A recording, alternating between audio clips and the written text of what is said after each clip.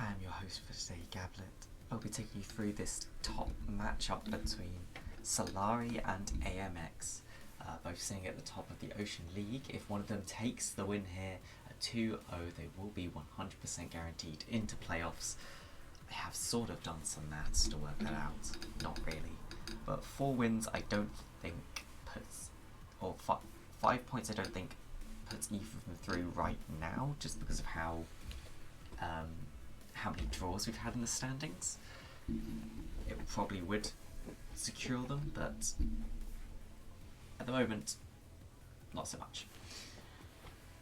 But yeah, there's a poll in chat as well. Make sure you throw down a vote who you think is going to win.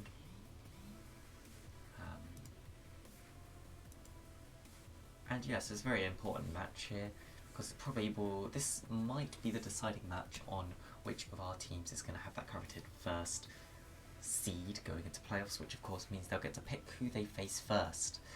Very important indeed, because you want to get yourself a nice matchup, make sure you get to that final. And you want the matchup where you don't think you're going to get surprised, basically. You want to try and make sure that the team that you think is going to be hardest for you, there's a chance you might not even have to face them.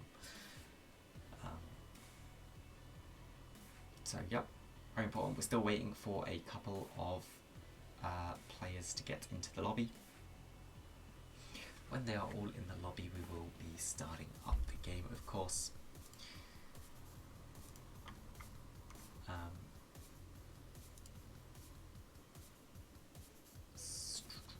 How many people are we waiting on? We're waiting on, I think, just one.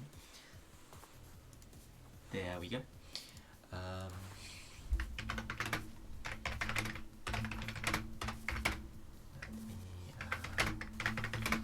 The annoying thing about being by yourself is you have to both type stuff to the teams and keep talking so you don't get a load of dead air, which is very annoying. And then I'm just gonna throw them the lobby links so we can get going.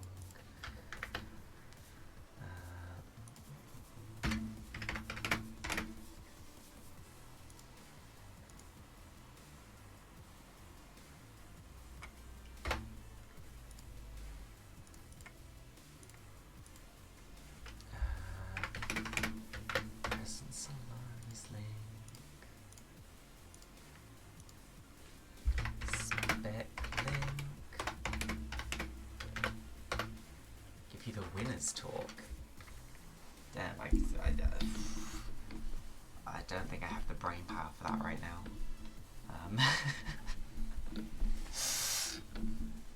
But hey, yeah. One of you wants to win this match. Whoever wins this match, I think, will be favourites going into the playoffs. So it's very important, you know, gotta get that, gotta, at the very least, do a strong showing here. Show that you are on the level to compete. There are a couple of points to note. I'm just assuming that all the teams are able to see the lobby. Maybe I should post the things. No one believes in you guys. Oh, well, I think what has happened here is that so far one person's noticed you can keep voting using your points in the chat. Sometimes I like to put this on without telling people, just to see what happens. So yeah, you can actually just spam your votes on for yourself or who you think is going to win, your favourite team. Make sure you put in those points. It's 1 point per vote, so you can literally spam that shit. We can see who's got the most spamming power to see who's going to win.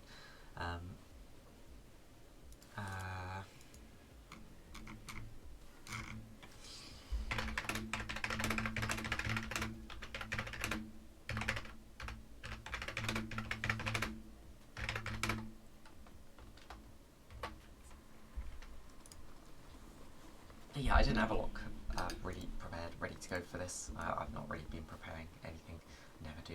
I probably should, but hey ho, there we go. That kind of rhymed.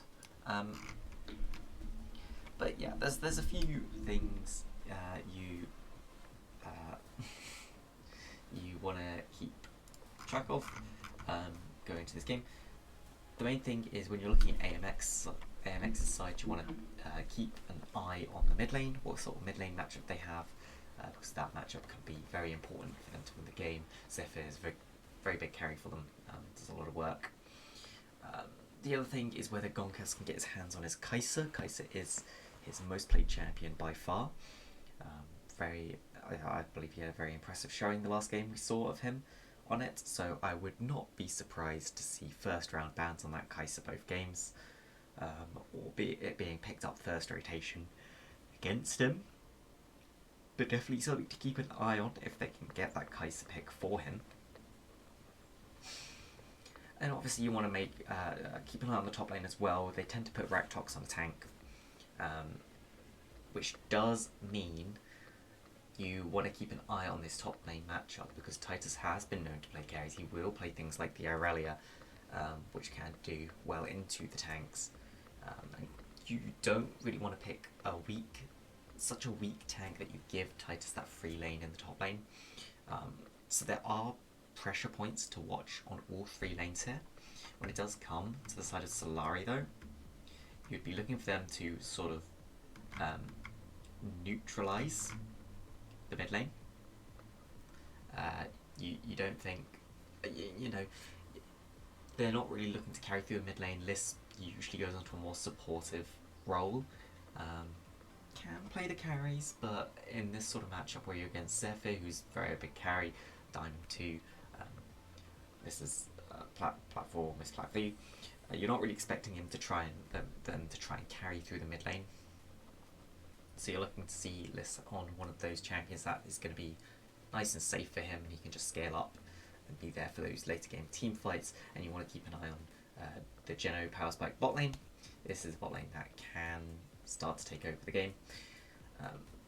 And you want to keep an eye on Titus in the top lane to see whether they get him a good matchup. This is really, I'm expecting Solari to play towards getting top lane a good matchup.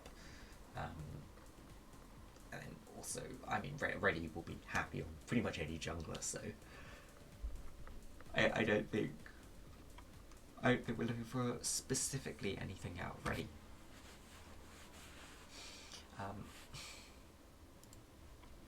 We're just waiting right now for a few things, a few of the players to get here before we start the draft.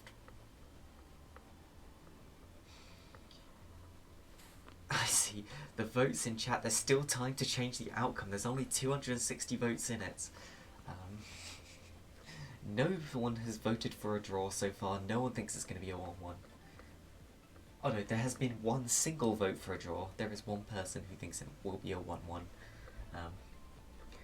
So, props to that person. Send hello to China. You're hyped for AMX. Well, hello China. I hope you're ready to watch this game. It should be a really good game. And yeah, I'm sort of running out of things to talk to because I don't want to go too much into picks and stuff, because that's going to be mainly what I can talk about during the champ select. And if I go through everything now, it should be like, ah, yes, we've seen this. But here we are going into the champion select draft. Make sure I swap over to the right screen. That would be helpful. So AMX do start on the blue side. Crescent Solari are on the red side. We instantly see the Poppy band away. Does give a little bit of an indication that we might be seeing some mobility champions coming out of the side of AMX. Poppy, we would expect to see being played in the jungle, most likely, if we do see it played. Although it's a little of a strange ban. I mean, I haven't looked too hard into the players. I assume AMX have done their proper research here. And of course we do see Crescent Solari banning away the Kai'Sa. I did mention that is a very important point to note if they can, AMX can get their hands on this Kai'Sa for Gonkas, but obviously Crescent Solari have done the smallest bit of research at the very least. They've seen that Kai'Sa and gone, ah right, yes, we should get rid of that. as they do take away the Kai'Sa. They've also banned away the Diana. Just a very strong carry AP jungler. Akali being taken, AMX taking away Akali, wanting to make sure that Liss isn't playing that champion that he's very comfortable. It's one of his more comfortable carry champions. They are just denying that. Who are the best players for each team? So I was talking a little bit, I think on the side of AMX, they're really looking towards whether they can carry through the mid lane. I think Zephyr's been showing a really good performance so far. Basically that's where I would expect to see them using Zephyr and moving to the side lanes. Whereas on the side of Solari, I more expect them to be drafting towards their top lane or their bot lane, because they do like to sometimes put Titus on these carries, like the Irelia, and try and have him pop off and carry the game.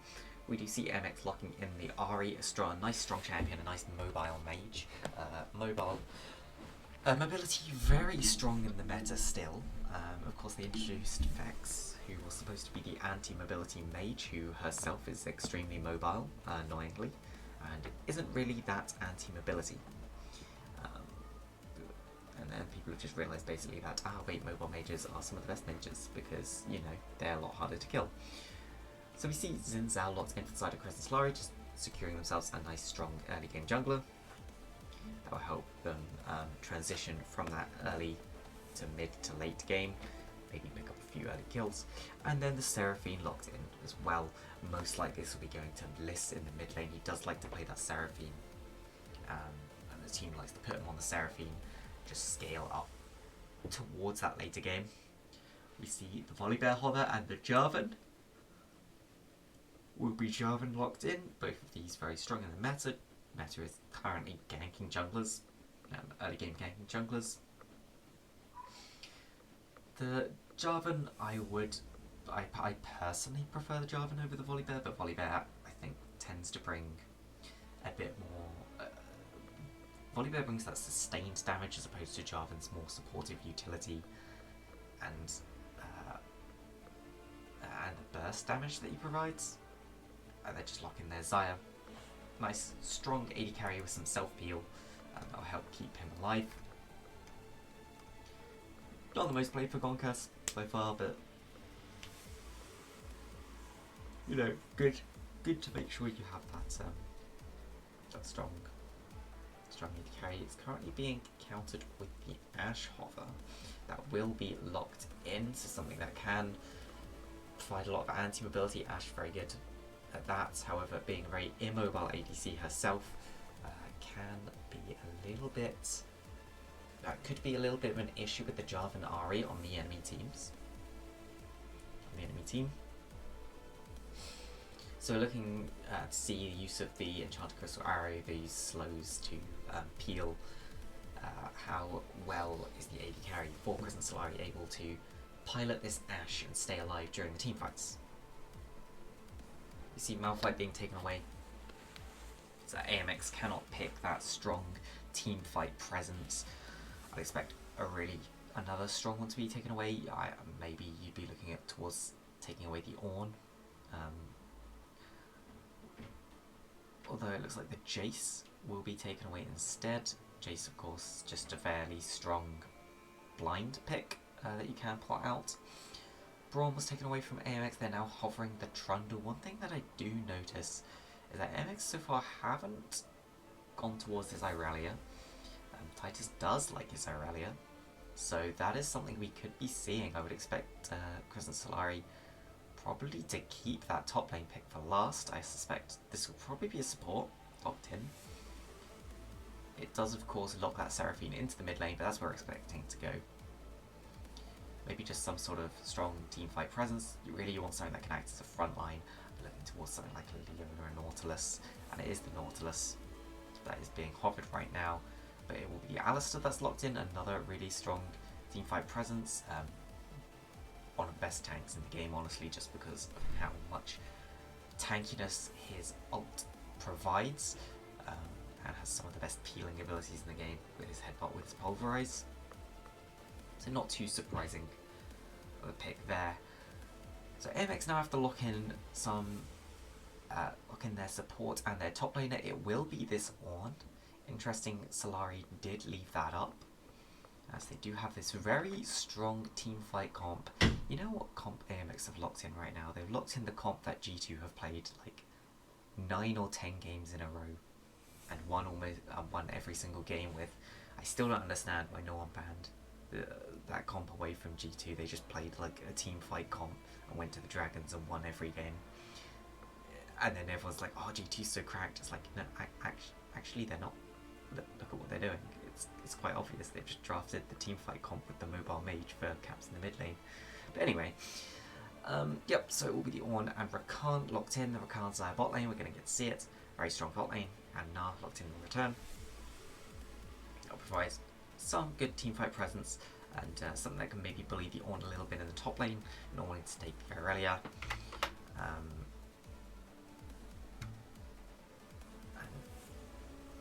Not wanting to take the Irelia in this matchup. I myself don't know much about Irelia matchups. Can I speak a little louder? I can speak a little louder. I can also just shove the microphone more in my face. That works. So that should hopefully be good. Okay. So we've now just got to get through, of course, the no cheaty timer that Rito likes to put down. So we're going to be waiting at least 3 minutes more, as well as how long it takes them to get through the actual draft phase in the game. And then we'll be straight into game one. And there are a few things that I think are really worth looking out for in this game. I did mention before that one of the big points for AMX to win would be looking towards this mid lane, and you see that is actually what they have drafted for here. They've got that tank top. You're not really expecting them to go top lane, but they've got that mobile mid lane mage into something very squishy like a Seraphine, something that doesn't have that mobility to it. So it's something that you can definitely look for kills, especially early, if they really wanted to try and force this down. Something I do like to do myself is go for an electrocute Jarvan, just because what that does is it provides that little bit of extra burst damage in the early game that really helps you burst out on those ganks. But most people do prefer the Conqueror for that more later game and the extended fights, especially if you find the enemy jungler. Conqueror tends to be the better pick. The other point to note is we don't really expect to see too much in the bot lane. Rakan, Xayah, Ashe, Alistar, all of these should be able to peel fairly safely away from the opposing bot lane. So it's probably, we're probably just looking towards a neutralized bot lane and then maybe some Gnar Ornn bullying in the top lane. But that is, the Gnar Ornn can be quite a volatile matchup. Gnar does tend to win it more often than not, but now and then you do see an Ornn play it really well, take over that matchup and just put the Gnar into a grave. That is something Raktox and Styx could look to do together, really get this Gnar behind early so that the Ornn just gets very quickly to the point where the Gnar can't do anything. But like I said already, we're more expecting AMX to play around that mid lane.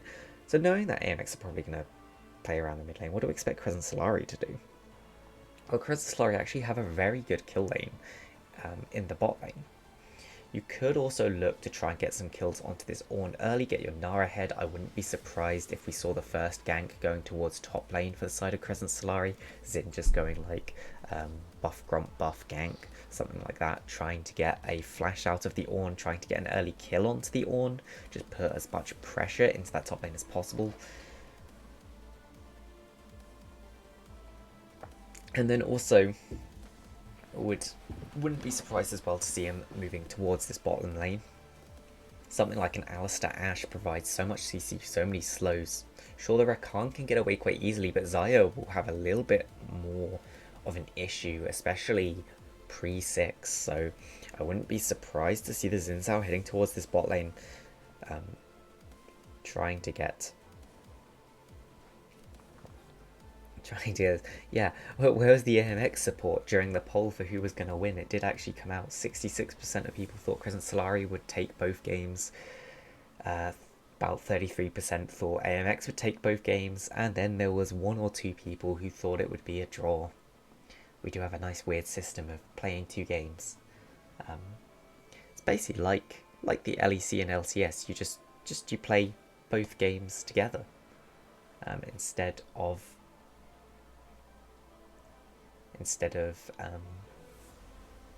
separate. Brain work, please. Also, if we could keep the chat to English would be great, thanks, just because we don't have although we do have some bilingual people that can moderate it, it's a lot harder for us to moderate in multiple languages. So unless it's a very small, simple phrase that is obvious to everyone what it's going to mean, no matter the language, then try and keep to English. Thank you. So we do have 1.5 of spectator delay left. I mean, there's not really much more I can talk about. This is the problem, especially casting by yourself. It's always so hard just because you don't have anyone to bounce your ideas off. And usually that can give you a break where they talk about your idea for a bit, or they come off of your idea with something else. But when you're by yourself, you just kind of wing it. We might get Atomica for game 2, or he might join partway through game 1. So, you know, maybe can give my throat a little bit of a break from constantly talking.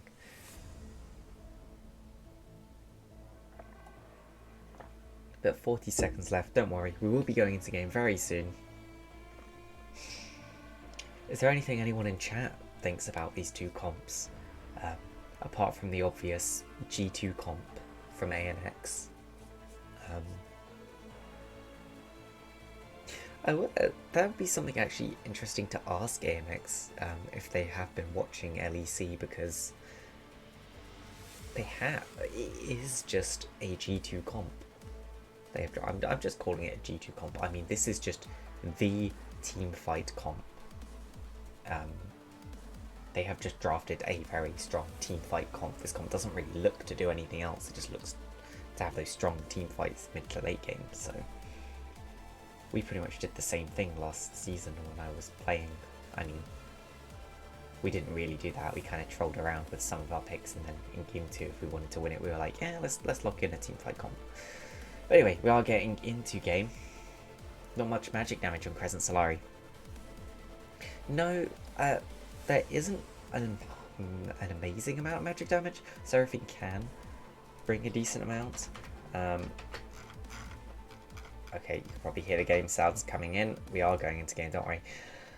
Straight into game 1, AMX versus Crescent Solari. Of course, Power Spiked here does have the best Alistar skin. Very important that you have the Moo Cow skin so that you can intimidate your opponents with the cowbell. Do tell me if the in-game sounds are loud enough. I'm hoping they are, because they're really loud for me right now.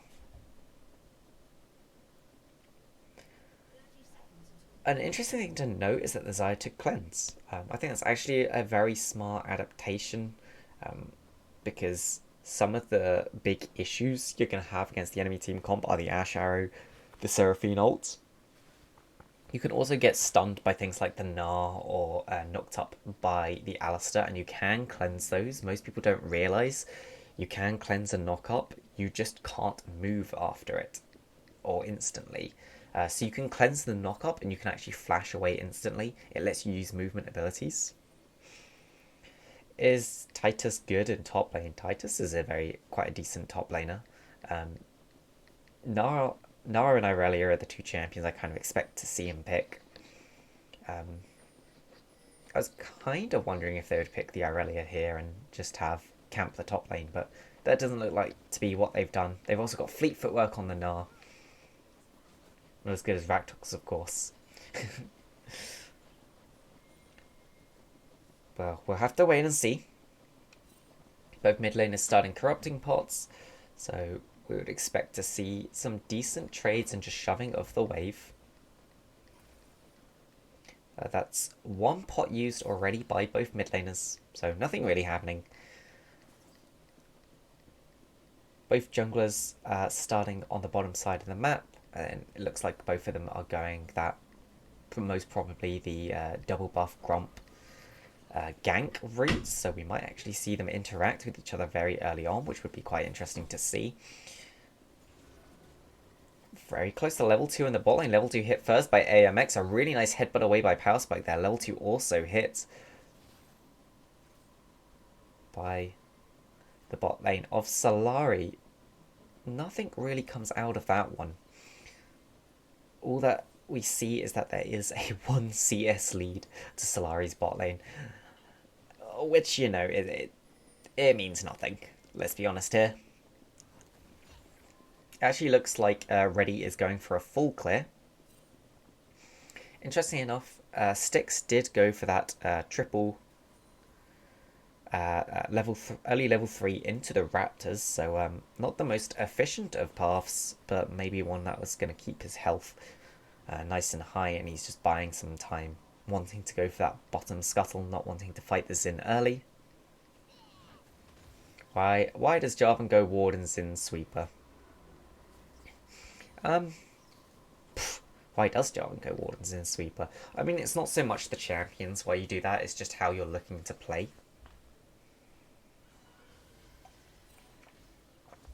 Generally, you like to pick up the early sweepers on the junglers anyway, to get rid of the laner's vision when you go for those ganks. So you could argue it's Reddy's looking for a gank probably more often early, whereas Styx might just be looking to cover his laners. Interesting point. We see the first strike tech coming out on the Jarvan. Another thing that can be quite good, especially if you're going for a lot of these early ganks, just providing, I think it's 10% extra damage on the majority of your damage.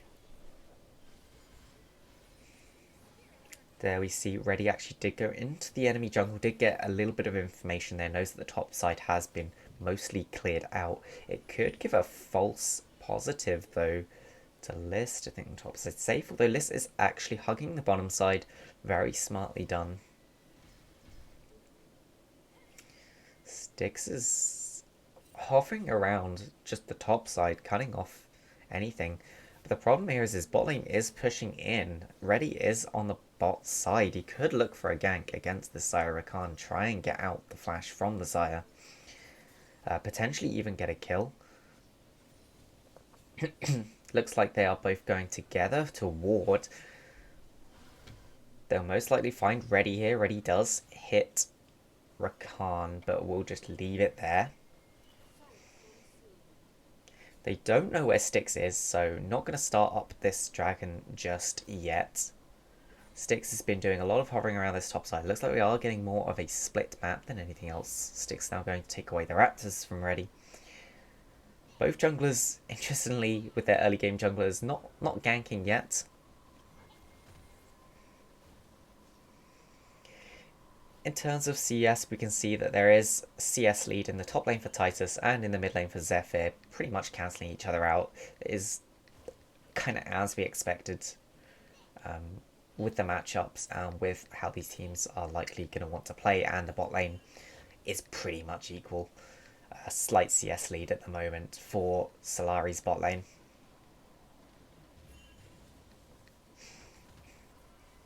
Ooh, Styx has found List in the river. Won't get the knock up. List is putting down a bit of damage. Zephyr not going to follow in there. Probably a good idea. Jarvan only level 4 has used the full combo. Even if Zephyr did get everything down, they didn't know where the Reddy was, and just didn't want to risk the counter coming in. It looks like that Reddy will be starting up this dragon. Securing a nice early Ocean. Very, very good to get early on, just because the little extra bit of healing that it provides. It is like having a little pot down. It does incentivize your laners to do a lot more of these small trades, just because their health regen should, in theory, be better than the opponent's. Zephyr putting down damage into Liss. Liss missing some of those minions. Maybe all of those minions. It was all of the minions. But yeah, so far we've actually had a lot more of a passive early game than was to be expected from these early game junglers that have been locked in. Of course, it could just be that neither of these teams wants to go for these early ganks, and it's just the fact they've got the early game junglers to dissuade the opponents to do so. Um, but it's worth noting that most likely, I mean, if you're talking in scaling terms, I would put the better team fight potential to AMX just because it feels like you're lacking on damage a little bit on Crescent Solari's side for the full team fight. Oh, Raktok's going for a nice trade in the top lane. The Ornhorn has been called. Titus will try and bounce away. And there's first blood over to the Ornn. Zephyr and Sanfu were there. I do sort of wonder if maybe they could have just left it for Zephyr to pick up. Um, I mean, you would definitely rather have that on the kill on the Ahri as opposed to the Ornn. A really nice roam timing there from Zephyr, doesn't actually lose too much. Will shove the wave again. Oh, Solari shouldn't go for this. There's Seraphine. Oh, it's really nice. It hits 3. They're trying to put the damage down. Ready now trying to escape. Oh, beautiful knockup from Power Spiked onto 4, but they just don't have the damage between them. They managed to take down 1. Titus is now here to follow up. Can he do something? Zephyr jumping over the wall. Does get a double this. Now, trying to put the damage into this Ahri, but Seraphine doesn't do damage early. That's really low damage champion. It's a really nice route going down. Titus will, no, Liss will actually get that kill. Gino and Gonkas trading, and they managed to, really nice by Gonkas there, forcing out the flash heal from the Ashe. Overall, though, big win to the side of AMX. They get 2 kills onto their Ahri. Obviously, the kill on the Ornn going out earlier. The kill for the side of Solari, you got one onto your mid Seraphine, which is quite important. But the other kill went onto the Alistar, not really who you wanted it on at all. And really, you'd love to have those kills on the Gnar instead. Sticks with the flag. Has been spotted out. A power spiked. That ward will just be cleared out. No harm done there.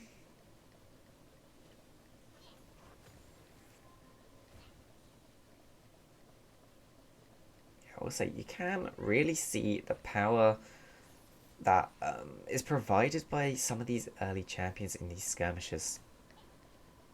The roam, easy roam from the Ahri because she can shove that wave quite easily with her Q and her W. The ult as well, providing a really nice amount of roam. Has decided to go for that Everfrost, wants the extra little bit of CC. Reddy has actually found sticks in the pit here. Zephyr is backing up, but Titus and Liss are also here. That's gonna just be a dead Jarvan. Wastes the flash. I'm not sure where he thought he was going with that. It should be Herald going over now. Rakan, though, is coming up. That's a double route into the charm. Liss taking a lot of damage. That's a knock up. Damage goes down. I think they did get their Herald, but that's 1 charm, 2 charms. Reddy going to go down as well. Titus now in a lot of trouble. Will jump over. Zephyr will follow. Sidesteps, but there's the last triple kill to the Ahri. And like I said, this is really who you want to watch out for. On the side of AMX, Power Spike putting some damage in there to Gonkas, but it's just a little love tap more than anything.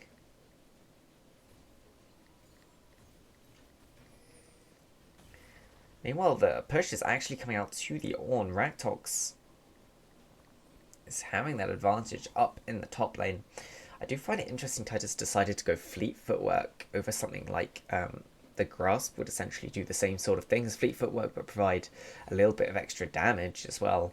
And then also you could go something like Press the Attack if you really wanted the damage. AMX actually taking the second Hex check Drake, really important for them. This does mean that neither team is going to be able to rush the 4-0 Drake. And it is a Cloud Drake, so one of the weaker souls. Of course, the move speed, very nice for both of these teams. Will help them out on the positioning, will help them out on these flanks. And both mid laners now have those Dark Seals. A little bit of a shame, I guess, that they didn't have them before. Titus trying to trade into Raktox, but the fleet footwork really isn't very good for long extended trades. Power Spike's in a really awkward position and has thrown down the Unstoppable. Is it Unstoppable? I think it's called Unstoppable. Ready actually going in, jump straight onto Zephyr. There's the encore from the Seraphine. That's so much damage into the Ahri. She's stunned into place, but she will ult away, jumping back in towards Ready Gonkas now, putting down the feathers. Ready falls in the end. Liss as well. It's an absolute disaster for members of AMX there. No one else. But, you know, it's just AMX are moving a lot more members, a lot more quickly than the side of Solari are. Oh, there's the charm going down into the Alistair. That's a lot of damage. Raktox now trading onto Titus. Titus trying to put some damage in, but the fleet footwork... I feel like fleet footwork really was a bad choice. Gonkas actually trading onto Gino here. Camera's going to pull us away from that one. Styx will now just surely run down the Ashe. They'll give it over to Gonkas. Why is this OP? Boris outplaying Solari versus everyone but Ashe.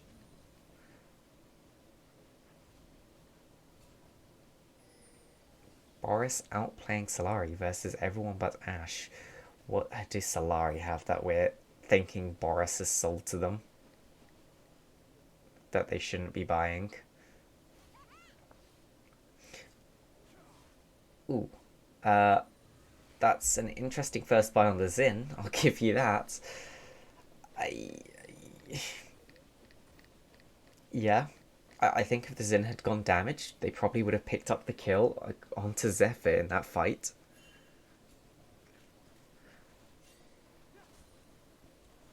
Why is Boris OP outplaying Solari?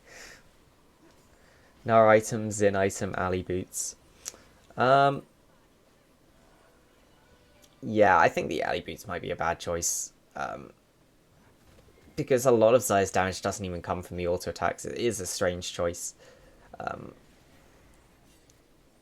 I would have expected Merc Treads or just some other boot to give you something else on the Alistair, but and the Xin item is very strange as well. I'll say that.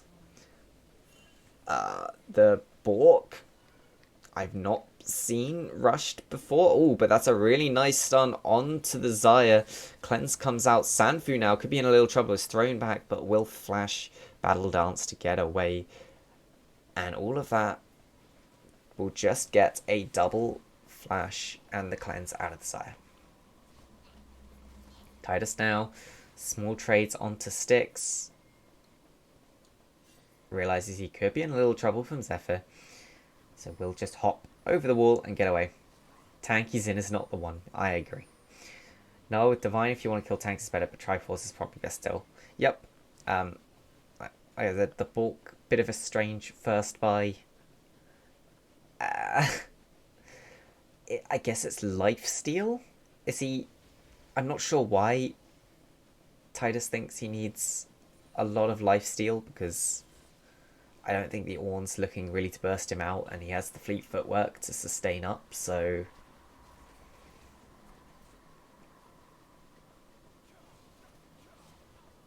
So yeah. But yeah, we are looking right now at a 3,000 gold lead for the side of AMX.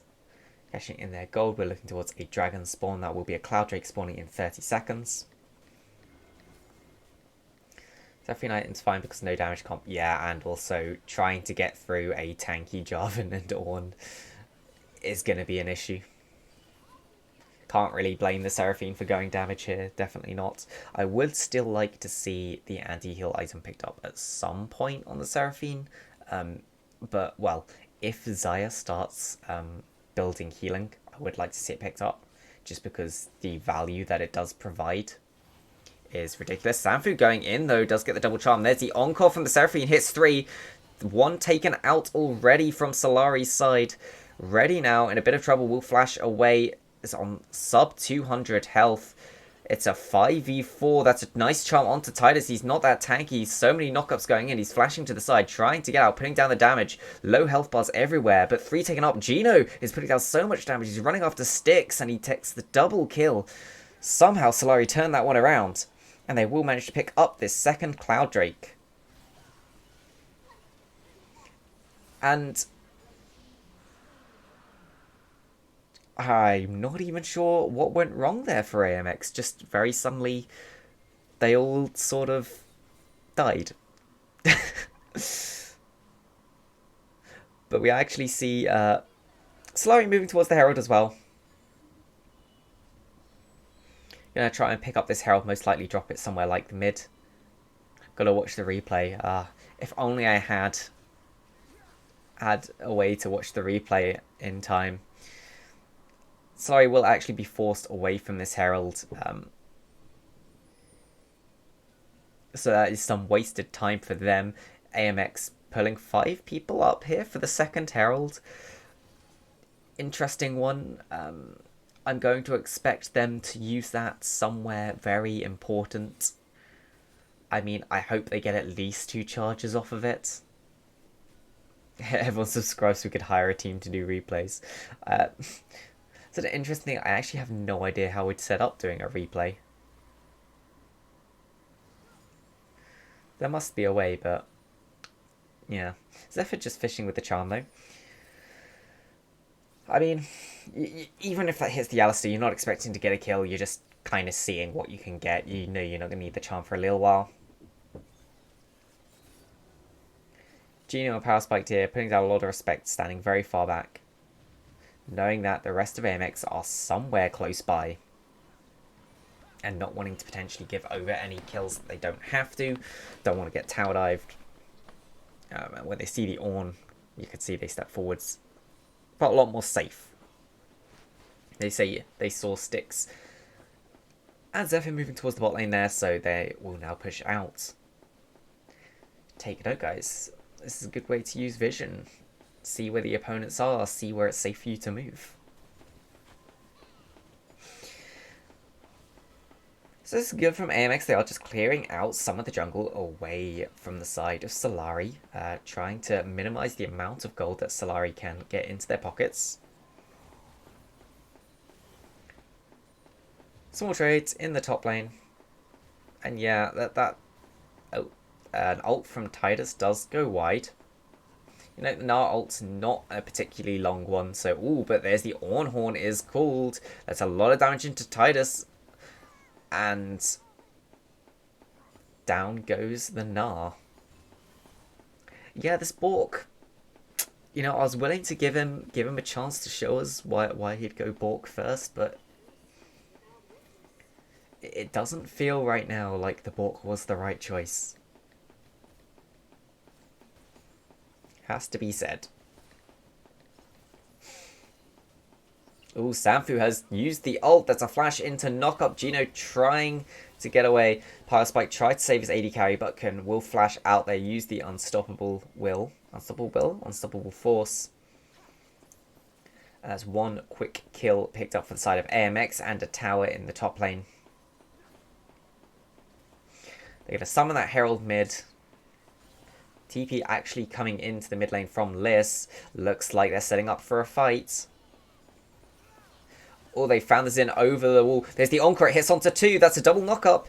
Styx is in the backline, though. Power Spike trying to tank for as long as he can. That's a TP in from the Ornn. He's here. He gets the knock-up onto the Xin. Xin trying to jump away. Ready just about getting out, but Titus has thrown Raktox towards him. Has maybe killed his jungler. Ready going to have to use the flash. They're now trying to get that kill onto the Ornn. The Ornn's incredibly tanky, getting the knock-up.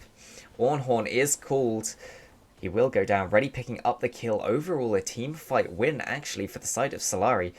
It was looking really good, but they're looking really good for AMX, but they just couldn't finish off Ready. This tank Xin being surprisingly more tanky than you expect. It looks like they're looking towards the Baron. They know that the mid lane and the front line is currently down for the side of AMX. Styx could look for the Miracle Steal here. He's the only one there right now. Zephyr is teleporting in. Gino's trying to turn on to Styx, but he's in trouble getting charmed. Charm does go wide. That's a lot of damage that Gino's throwing out. Zephyr could be in trouble. Ulting away. The Ahri just trying to get away. Flash forward from Liss into the auto attack. Empowered auto will pick that up. Meanwhile, Alistair chasing away on the side. Gonkas is now here, putting a root down.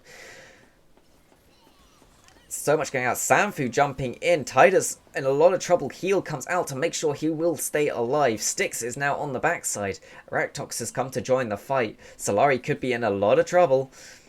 There's a stun going down. They are just going to try and walk out of this one. Styx looking for that's a 4-man Cataclysm. They're trying to put the damage down into it, but no one is there to follow it up. He's just gone a little bit too far and given over 1 kill. Sanfu jumping out. Raktos trying to do... That's a 3-man charm. Liss's encores have been amazing this game. Raktox now trying to jump away with the Searing Charge. Won't be able to make it away. Liss will pick up another kill. Surely there will be one more kill to Power Spiked. Yeah. Kill goes down onto the Alistair, and it was a really strong start from AMX, but they've just suddenly given it over. That's a missed charm from Zephyr. A little bit of desperation. He will pick up the kill in the end. Ready, trying to put the damage down, but he's in the tower. Takes a tower shot. Zephyr will pick that up. That's 2 kills over to the Ahri, but he has sold the Dark Seal now. Meanwhile, Liss does have a 10-stack Dark Seal. Xayah does no damage because he missed a core item. I do find it weird that we're seeing an Eclipse Xayah. I'm not sure why we're seeing a burst style Xayah as opposed to just your normal team fight. Titus with the fancy footwork jumping around AMX, trying to delay them on this dragon. Sanfu though is tanking, but he's taking so much damage and the Rakan will just go down. Now Styx could be in trouble. They're trying to burst him before the dragon goes down. Styx will pick up the dragon though, and overall they give over 1 kill for that second Cloud Drake.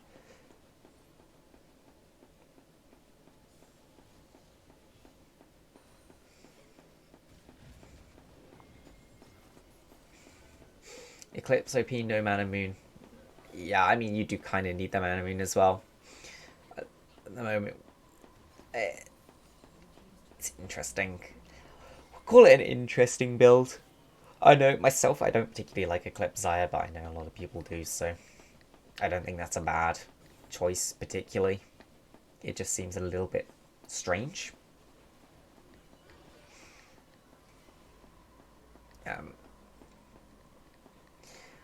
The second item, Cerilda's, it could be looking for the extra slows, if I'm trying to be nice. It kind of feels just like... I mean, I would say it's just an auto-buy, like, build path of items, except there's no Mana Moon, which suggests it isn't. So I really don't know. We do see Null has finally finished his core items. Has the 2 items in the build. You have to wait and see what he's going to go for next. We would assume more of a tanky build. AMX's Lunari from Wish.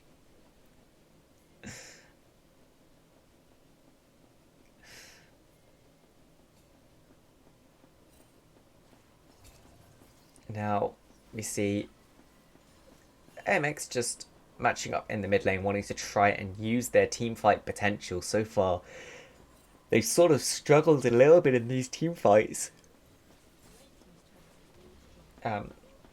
Weirdly, they seem to have been the team to lack the damage.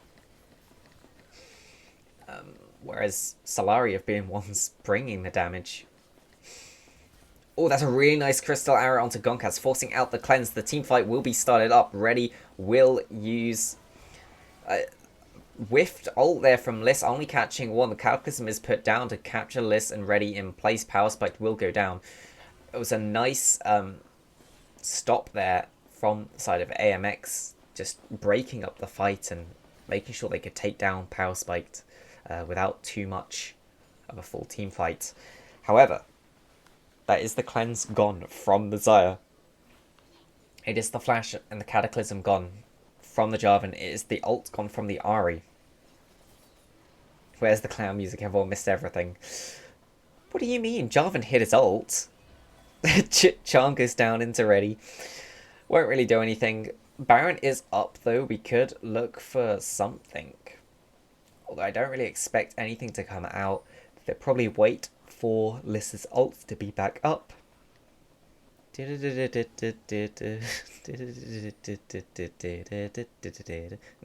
we need another clown moment. I need to recognise it's going to happen, which is very hard to do. Hard to predict when people are just gonna, you know, throw all of their skill shots wide. You see a little bit of a reset. Teams are, you know, just quieting down. It's only 200 gold, 300 gold in it. So really no difference in gold right now between the teams. You see the two AD carries are comparable. Basically every lane right now is comparable. The only difference is there's a definite lead or a small lead for Zephyr in the mid that will make some difference, and a small lead for Titus in the top that will make some difference. But again, it's like a single component's worth of lead. It's nothing actually substantial. Ooh, Ready will secure that Grump. Power spiked it. They found Gino in the mid lane. Gino is alone and will just fall down, pushing up way too far there. And AMX trying to start off the fight now. They know the enemy AD carry is down. That's an only nice push away. There's the encore. It hits onto so many. That's such a big combo coming out, but they just don't have the damage to finish anyone. Titus and Lys now, the only damage left really, trying to put it down. Gonkas is very low, but they are just being zoned away. Sanfu will be taken out by Lys. Ready actually going back on sticks. Jungler on jungler combat here. Ready will win this one. Meanwhile, Titus almost goes down in the mid lane. Lys now left to try and follow by himself. And it's 2 for 2 in the end, despite what was looking like should have been a really good fight for AMX. They don't seem to be respecting the amount of AoE that can come out from the side of Solari. And they keep getting caught in these multi-man encores. It looks like they've practiced the front-to-back team fighting, but not potentially against another team that really loves your front-to-back team fight and to use it against you.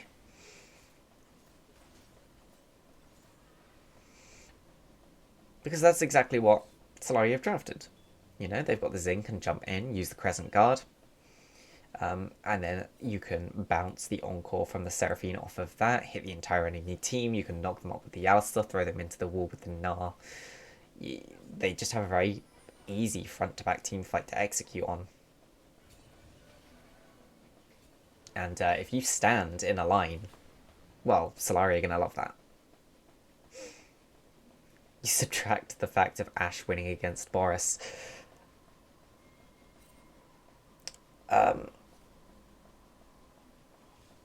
Yeah, I mean, there's worse things. You know, it could have been worse by far.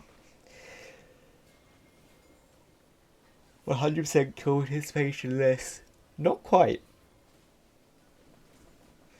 Not quite. Missing one kill, but yeah, I think so far Lys has been the strongest player for Solari, has kept them in a lot of these team fights so far this game.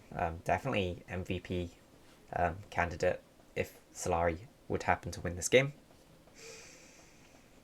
And it's not really what we're expecting to happen. You know, Lys will pick up these big team fights, but we're expecting maybe for him to fall down a little bit in lane against Zephyr, but Lys showing that he can hold his own in the lane and then show up big to these team fights, putting in more work actually than Zephyr has been able to show. And I gotta say, I don't expect we're going to see the Seraphine in game 2. You know, I think AMX, they would have probably done better in this game if Solari had Oh, they do actually manage to get the flash out of Gino there. There's another two-man from Liss onto the important carries for the side of AMX, and that's 1-for-1 traded instantly. Support for jungler. And that's a lot of CC into the Xayah. They force the ult. Hell will be taken down by the Alistar. Support now traded for AD carry. A lot of damage being slowly forced in. Zephyr trying to jump around and put damage in, but just standing so far back, not really able to do much. Charm goes down. A lot of damage being thrown into Tidus, actually. And Solari are looking to continue this fight. Styx is behind. There's the Cataclysm blocking them all in. Liss could be in trouble. The charm goes down. Liss taken incredibly low. Liss is taken out. Styx now. Tidus is trying to force him down. It does get the one kill. Trying to kite around, but not able to take out any more. And really nice target selection there. Making sure they trap them. Making sure the Cataclysm traps them in. AMX knowing that, hey, we can still win this fight. We do have the damage for it.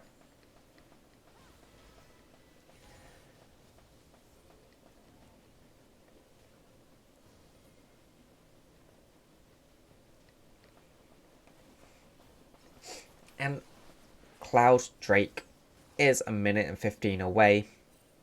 We expect these teams to be looking for it. It will be a soul, even if not that important one. Ready trying to fight onto this Ari, but I'm not sure if he even wins this one. He is putting down a lot of damage though. Zephyr forced to use the ult to get out. Really was struggling to get away there. You can see the ornaments are starting to come in for the Ornn team. And when I say starting to come in, most of the ornaments have been given out. We're just waiting for that last one on the Rakan now. So that gold lead, you got to remember, is not indicative of the actual powers of the teams. The Ornn does give about 1,000 to 2,000 gold per ornament to himself and the rest of his team. So that's potentially an extra 3,000 or so advantage in the side of AMX. AMX are actually, well, Solari are actually staring down against a 5k gold advantage right now. There's a knocker from AMX. They're trying to go in on this one. Shurelius was pop. TP coming in. Tidus going to join the fray. Could be in a really bad position, but he has the Mega Gnar. Was he able to do with it? The charm goes down. That's a really nice knock. That's 3 into the wall. They're putting so much damage down. They're taking out the Rakan, but no one else has gone down. Gonkas has been found so far by Gino. He's trying to trade into it. Ready, make sure to take out that AD carry. Oh, that's a really nice Cataclysm, pulling everyone back in. Zephyr now trying to put what damage he can. It's a 4v3 right now. Raktox jumping onto the backline. They're trying to assassinate the enemy AD carry. Gino will get taken out in the end.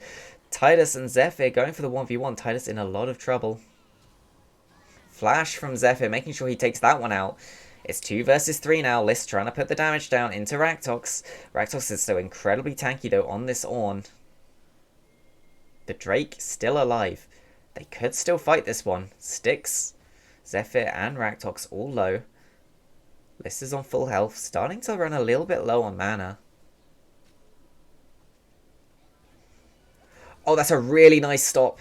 Sitting on the ward, they take out the enemy jungler. Styx will go down. Nicely played from Rennie and Liss. They managed with that play to force out the teleporters away from Raktox. He will come in, not quite on full health yet. It looks like they are going to look for this Drake still. They're just trying to bait the fight in. There's attempted flash away. Immediate assassination onto the Seraphine. Seraphine does go down. Double kill for the Ahri. Zephyr finally coming alive in this game. Showing what he can do.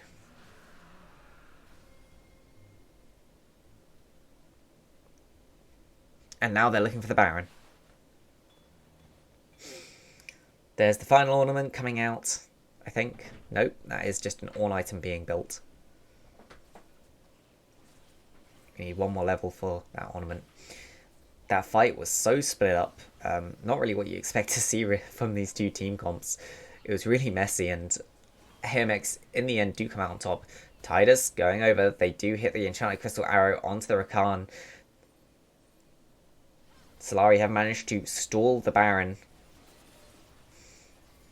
Damage being put into the team.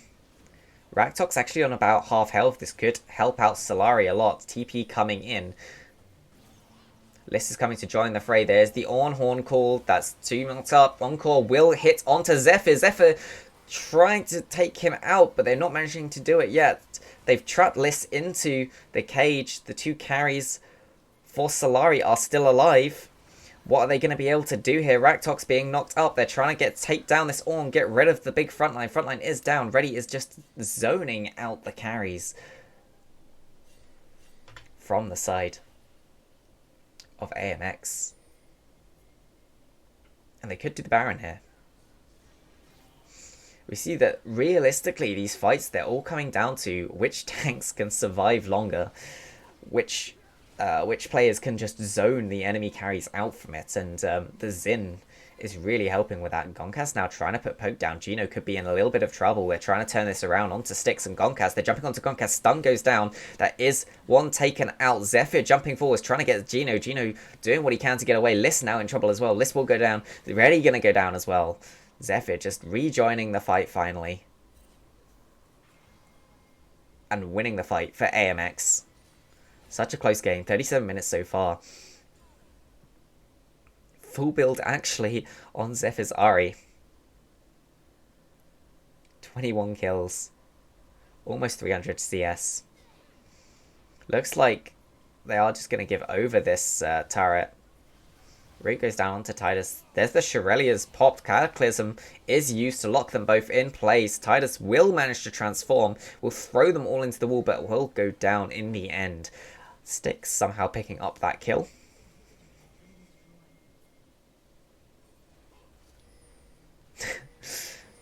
Power Spike with a nice 3-man knock-up, but there's no one to do anything. He's just trying to distract the enemy team as long as he can to buy time for the rest of his team to respawn. Gino now will try and put some damage down. That's a really nice knock-up. Encore goes down. They've not managed to kill anyone yet. Styx going down. That's a double kill now so far. Over to the Ashe. Gino gonna get the triple. Rakan and Xayah left. There is a TP left on Tidus, but that's an exposed Nexus. Solari have to be very careful about how they play these fights out. There is double TP for the side of AMX, and Zephyr full build with so much AP can knock that Nexus down incredibly fast, can also just get there with the ults. Solari are going to go for this Baron. They're going to try and buy themselves some time. Buy themselves a bit of XP, a bit of gold.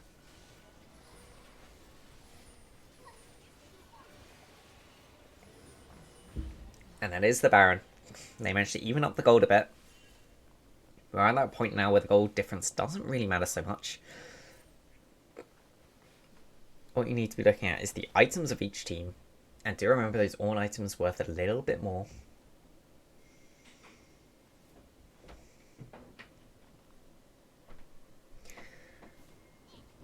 So, they do have the Baron buff. You can see Power Spiked is trying to make sure that there's no enemy wards anywhere near their base. AMX do have double TP up, so could go for a potential TP play if a fight does break out. These fights have been incredibly messy, but with the Baron buff, it's a really hard one to do. There's no wards anywhere close enough to TP to and try and finish the game before the Baron buff recall would get the enemy team back.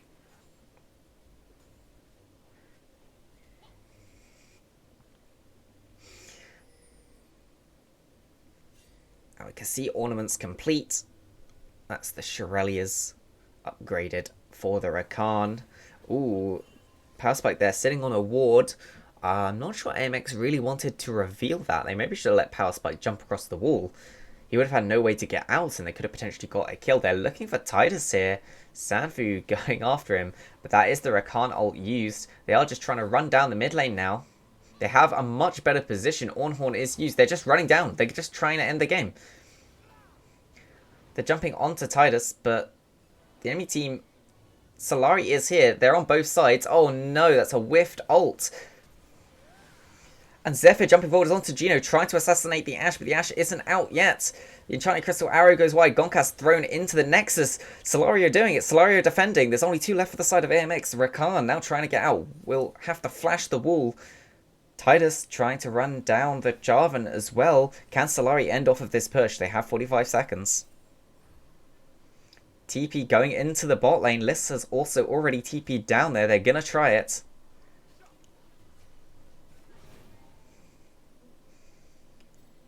Ready and Power Spectre running down. That's one tower down already. They're going onto the inhib. Bot lane inhib, 25 seconds left. Sticks. They're trying to make sure he can't cut out this wave. Sanfu will do what he can. Gino just running through the towers there. One tower going down, 15 seconds, and this looks like it is going to be the end.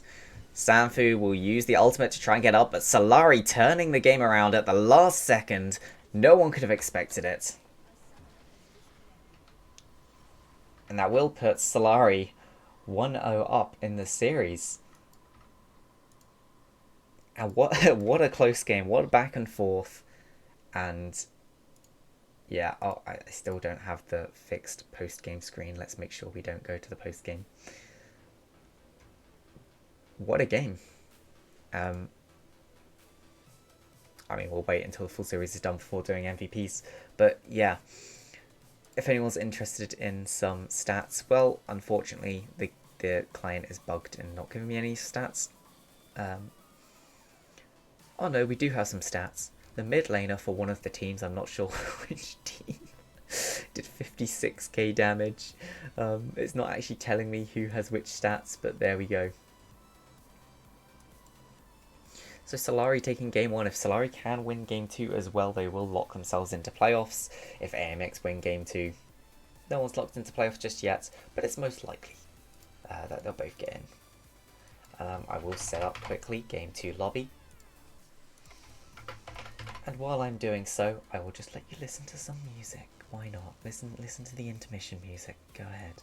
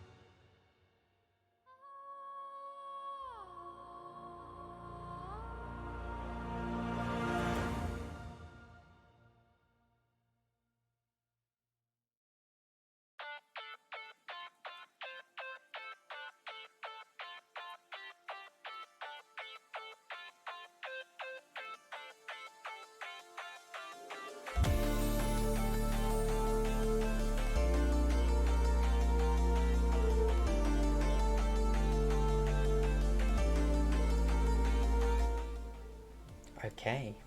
Oh, probably echoing there. So, getting into Game 2 draft very soon. And what went wrong there? I mean, AMX did play very well, but it's towards the later game where it started to get a bit messy, things started to go a bit wrong. They seemed a bit too desperate in that final play. But what could you look to change in this potential drafting phase? I wouldn't be surprised if we didn't see much of a change-up, actually. But I don't expect the Seraphine to be going into the hands of Solari again. I think List showed that the amount of team fights, or at least team fights that were just carried by the Seraphine Encore, I'd be very surprised if they let that go through again. And if they do, I hope they have some sort of plan to handle it. Whereas, on the other side, what would Solari be looking at potentially taking away? Well, you know, the Ornn was very strong. It seemed like Titus had a little bit of an issue handling it in the top lane. And we're getting straight into draft. Let's go. Game 2, Crescent Solari versus AMX. Crescent Solari this time on the blue side, AMX on the red side. First bans. So I wouldn't be surprised to see the Ornn banned away for one. Looks like Crescent Solari going to take away the Diana, Poppy from AMX, Kai'Sa from Solari. We're just following the same bans as last time so far. So yeah, I mean, I mean now AMX are starting to think, do they want to change up their bans a little bit? You know, they were very happy to get rid of the Poppy. That does suggest high priority on these mobility champions yet again. They're going to take away the Pike. I think that was one they banned last time as well. So not too surprising. I would be surprised if they stick with the Akali ban from last time instead of the Seraphine. It looks like Ahri is the thing that might be taken away from Solari's side. Zephyr did do very well on the Ahri. It was just you know, did struggle a little bit in the mid game and those team fights to find a foothold. So Solari, despite winning the games, are the only ones to change up their bans. They first lock this Jarvan. They obviously think the Jarvan is very strong. The Cataclysm's maybe a bit stronger than they anticipated last game, and so they're going to lock it in for themselves this time. It looks like AMX are going to counter it with the Trundle. That could be top, that could be jungle. Could be support even, but I would expect it probably jungle, considering the enemy jungler's locked in. They could also be flexing it. Let's be honest, it's a nice flex pick. They're locking it in instantly, which I always find interesting because they're not buying themselves a lot of time to think about their next pick. J4 support angle, that is true. It could also be a J4 support. I do like J4 support. I think it's very underrated for how much it can actually provide for the team, because you don't need much gold on J4 realistically to do what you need to do on the champion. If AMX is here, please tell your ADC to build Mana Moon on Xayah. I hope we do see the Mana Moon on Xayah. They do lock in the Xayah again. They thought the Xayah was strong. I think Xayah was working fairly well for them. You know, the thing is, everything was sort of working well for both teams. It was just in the team fights, Solari was piloting their comp a little bit better. I don't think they should have been winning the team fights, but they were winning them. Solari locking in the Jinx. Lulu bot lane, a very strong team fighty bot lane, something to help keep the Jinx alive.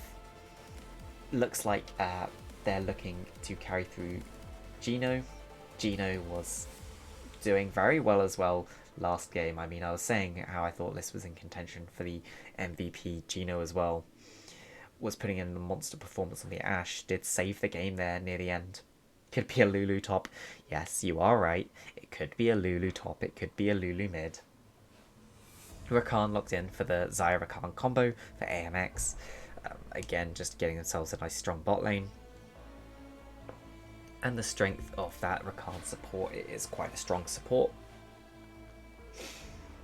Camille being banned away, not wanting Solari to have the Camille. It's an interesting one. That does signal that maybe they want to lock a tank. Solari now choosing to ban out some more mid laners, going, you know what? We know you've not got the Ahri, but don't have the Veigar either. So we might see another mid lane ban coming out from the side of Solari. AMX could look towards the mid lane as well. I mean, they've not got rid. There we go. There's the Seraphine.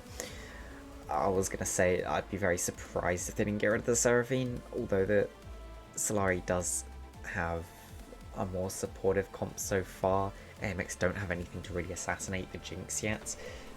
So, you know, and it's hard to do that, especially with a Lulu. Shen taken away by Solari, leaving the Malphite open this time. Malphite is insta-locked in for AMX. They've given over the Malphite to AMX. I find that very strange. Do they have something to counter it? Here's the Silas hover. Were Solari planning this all along? Was this the master bait? Is this the Silas coming out? Will it be Silas top to match this Malphite? It might be. Honestly, it might be. You know, there's so many good angles. So many. I just read the chat. There's Silas angle. So many good ultimates here for the Silas to steal. You know, he's got the Malphite ultimate. He's got the Rakan ultimate, and that also scares you for what do you lock in next for AMX for a potential ultimate. Lux locked in for Liss in the mid lane. Liss does like his Lux, those scaling, supportive style mid laners. Lux is a supportive style mid laner, no matter what people like to say. Just the shield is such a big thing to do. And then Fizz locked in for AMX, getting themselves a very strong potential snowballing mid laner. So we're really going to be looking to carry through the mid lane this game. So Liss, we want to see playing around the vision very well. And playing, yeah, so you want to see, if you're a fan of Solari, you want to see Liss playing around the vision mid lane very well, making sure that this Trundle isn't going to get within range to throw the pillar down. Because you can't really afford to flash in this lane. If you expend your flash, it does give Fizz that free fish opportunity. I would also be very surprised if we didn't see a stopwatch rune to get that early stopwatch and then try and build into the Zhonya's, just because it's such a big buy against Fizz. Even though Fizz is an AP champion, of course the Zhonya's can be used to dodge the fish damage, and is generally just more useful than a Banshee's. You can use it against Malphite as well. Steve is the father that these fuck up Solari, fuck them guys, and whoever created that team. Steve is the father that hates the second child but loves his first one. Oh. Well, you know, we'll wait and we see how they do. Yeah, so this time I'd say the more traditional teamfight team is actually on Solari's side. If they do get into big 5v5 teamfights, I sort of expect Solari to have the upper hand in this one.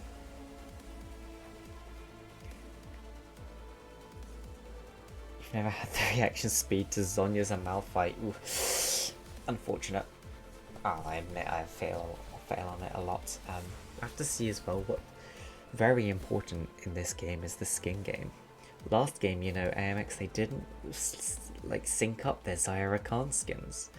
You know, that does take a lot of power away from your comp if you don't sync your Zyra Khan skins up. It's a very important point. We'll also have to see if Liss chooses one of the good luck skins or goes with the cheesy ass Steel Legion one.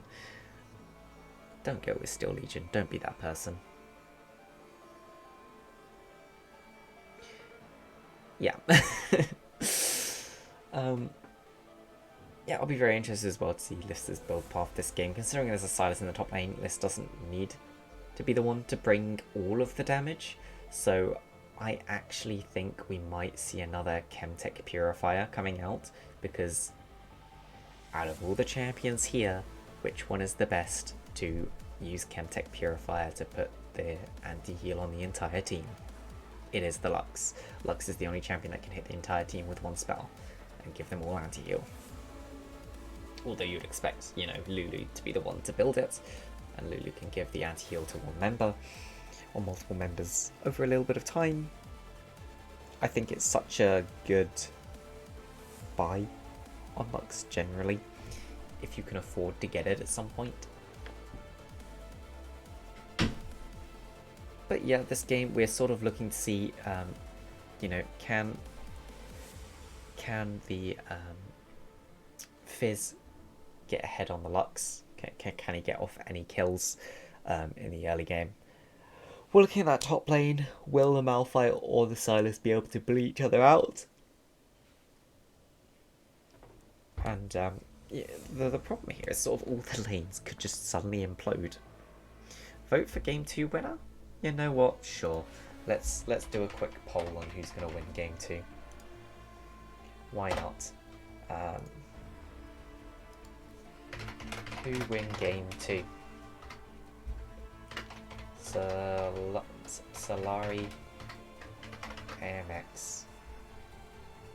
We're not going to put it on for 10 minutes. You guys can have 2 minutes. There's a minute on spectator delay, so this is going to go into the game for a minute, but there you go.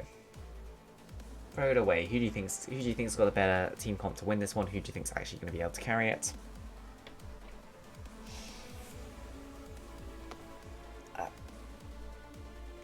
The big problem.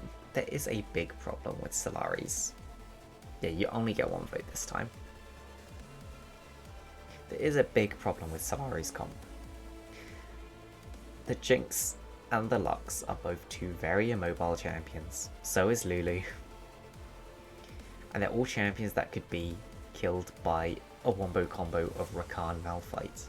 You wouldn't even need the rest of the team. Yeah. We'll wait and see. Honestly, it'd be really cool if I'm not biased. It would be really cool though if AMX did win this one, because it would keep everything so close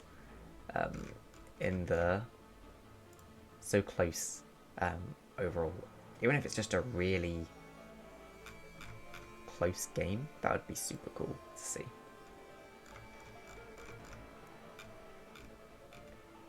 Do you count as bias?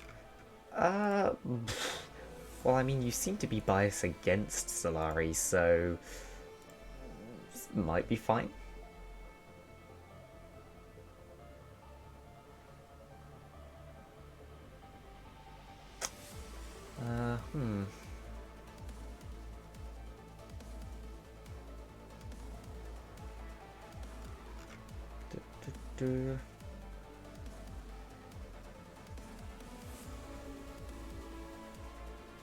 Based on the gameplay, so you don't want to see it ever again in your life. Yeah. Hey, I mean... Oh. P time. How do we... I mean... Guys, you should have peed in between the games. Like, that was your chance.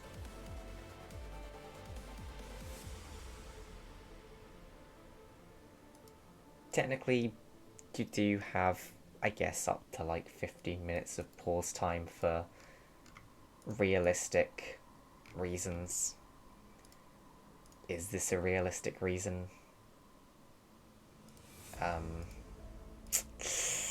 Debatable. I may as well bring up the game screen. There's no sense in not bringing it up.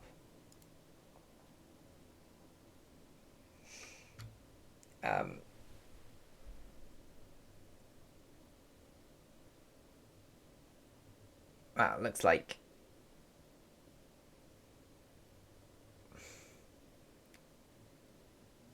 maybe we're gonna be starting again very soon.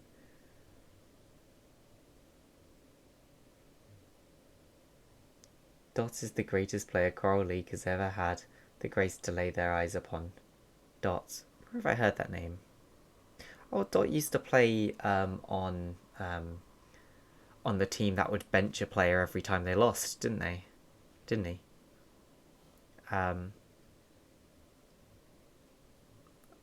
It'd be cool if he came back, played a split on another team.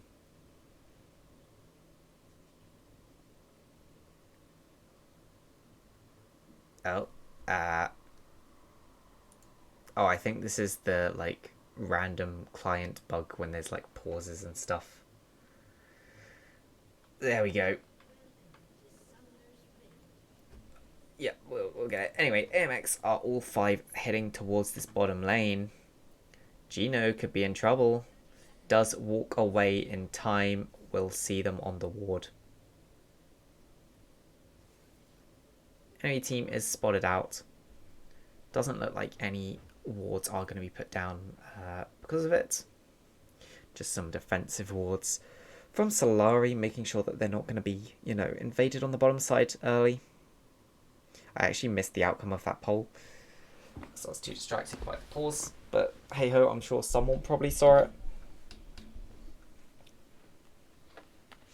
Just waiting to see what will happen. The entirety of AMX all running around their jungle together.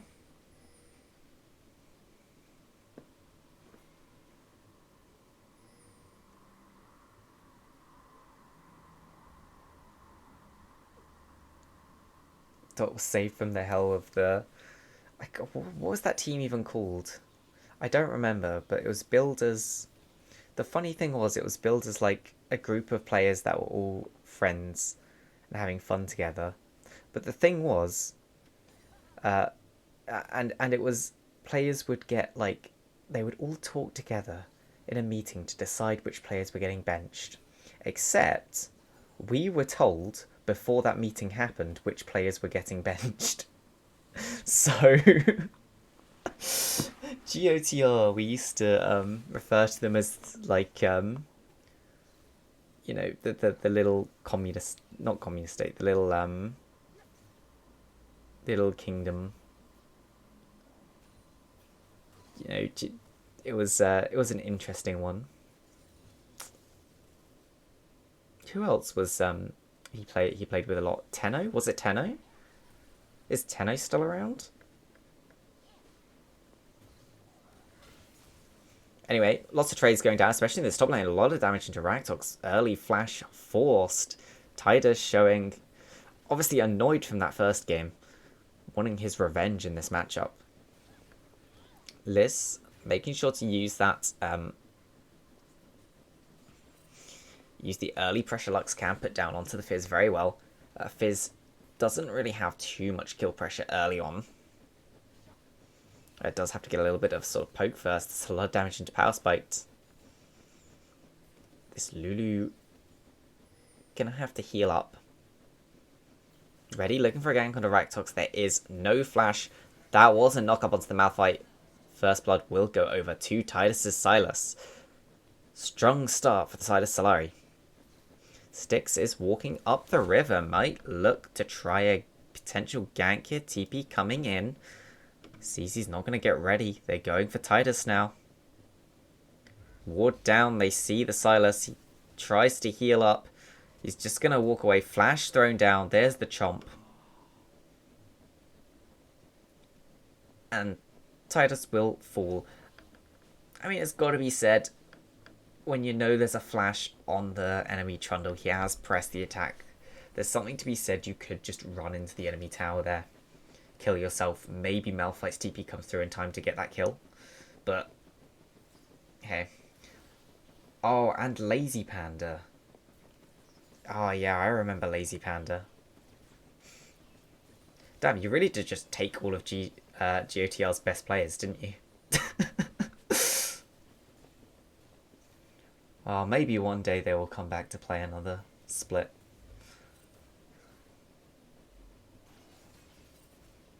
But hey, at least they're, not gonna... It's not gonna be pretended they have say over who gets benched, and then, it actually turns out they don't. Tidus going in for another big trade onto Raktox. It's a lot of damage thrown down. 250 health, 150 health, 100 health on the Malphite. Tidus trying to run him down. Taking a lot of minion damage, actually. But he will get the kill onto the Malphite, and that wave is in such a bad position. Tidus can freeze this and deny so much away from Raktox if he wanted. However, he's very low health right now. Oh, no. Desperation from Sanfu. Flashes into the Chompers, still goes forwards, but Ready is there for the counter. He will go down, and that's a kill over to the Jarvan. Probably would have preferred it on either Jinx or Lulu, but hey, I mean, you'll take it. And this is, yes, Solari turn towards this dragon. They'll pick up the first Drake. It is a Cloud. It's not the most impactful of dragons, but hey, if you think about the fact that it gives you out of combat move speed for the rest of the game now. That's a lot of move speed you've used by the end of the game. Titus still trying to go forward onto Raktox. He is level 6, so could grab that Malphite ultimate if he wanted to. Sanfu is here to back up his top laner. Trade going down. Ignite thrown into Titus, a really quick steal unstoppable force away. Oh, yeah, Malphite's ult's the unstoppable force. Unbreakable Will, that was Alistair's ult. I was saying the wrong name the whole time last game. Oops. Took the good players and the heavens have been sent to the depths of Elo hell.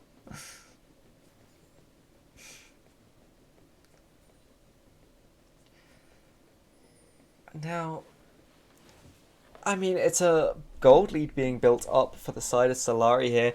They're jumping over the wall they found ready. Oh, a nice interrupt with the pillar. It's one taken down. There's 4 members now in this top side jungle.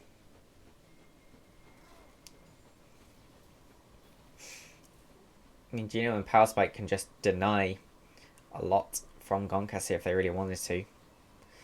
Sanfu just going to help shove this wave in, presumably so Zephyr can maybe get her back, or are they just shoving it in? I mean, Zephyr's got nothing to buy, so I assume they're just shoving it in. Maybe he'll go for a little bit of a roam around, you know, a little bit of a look-see.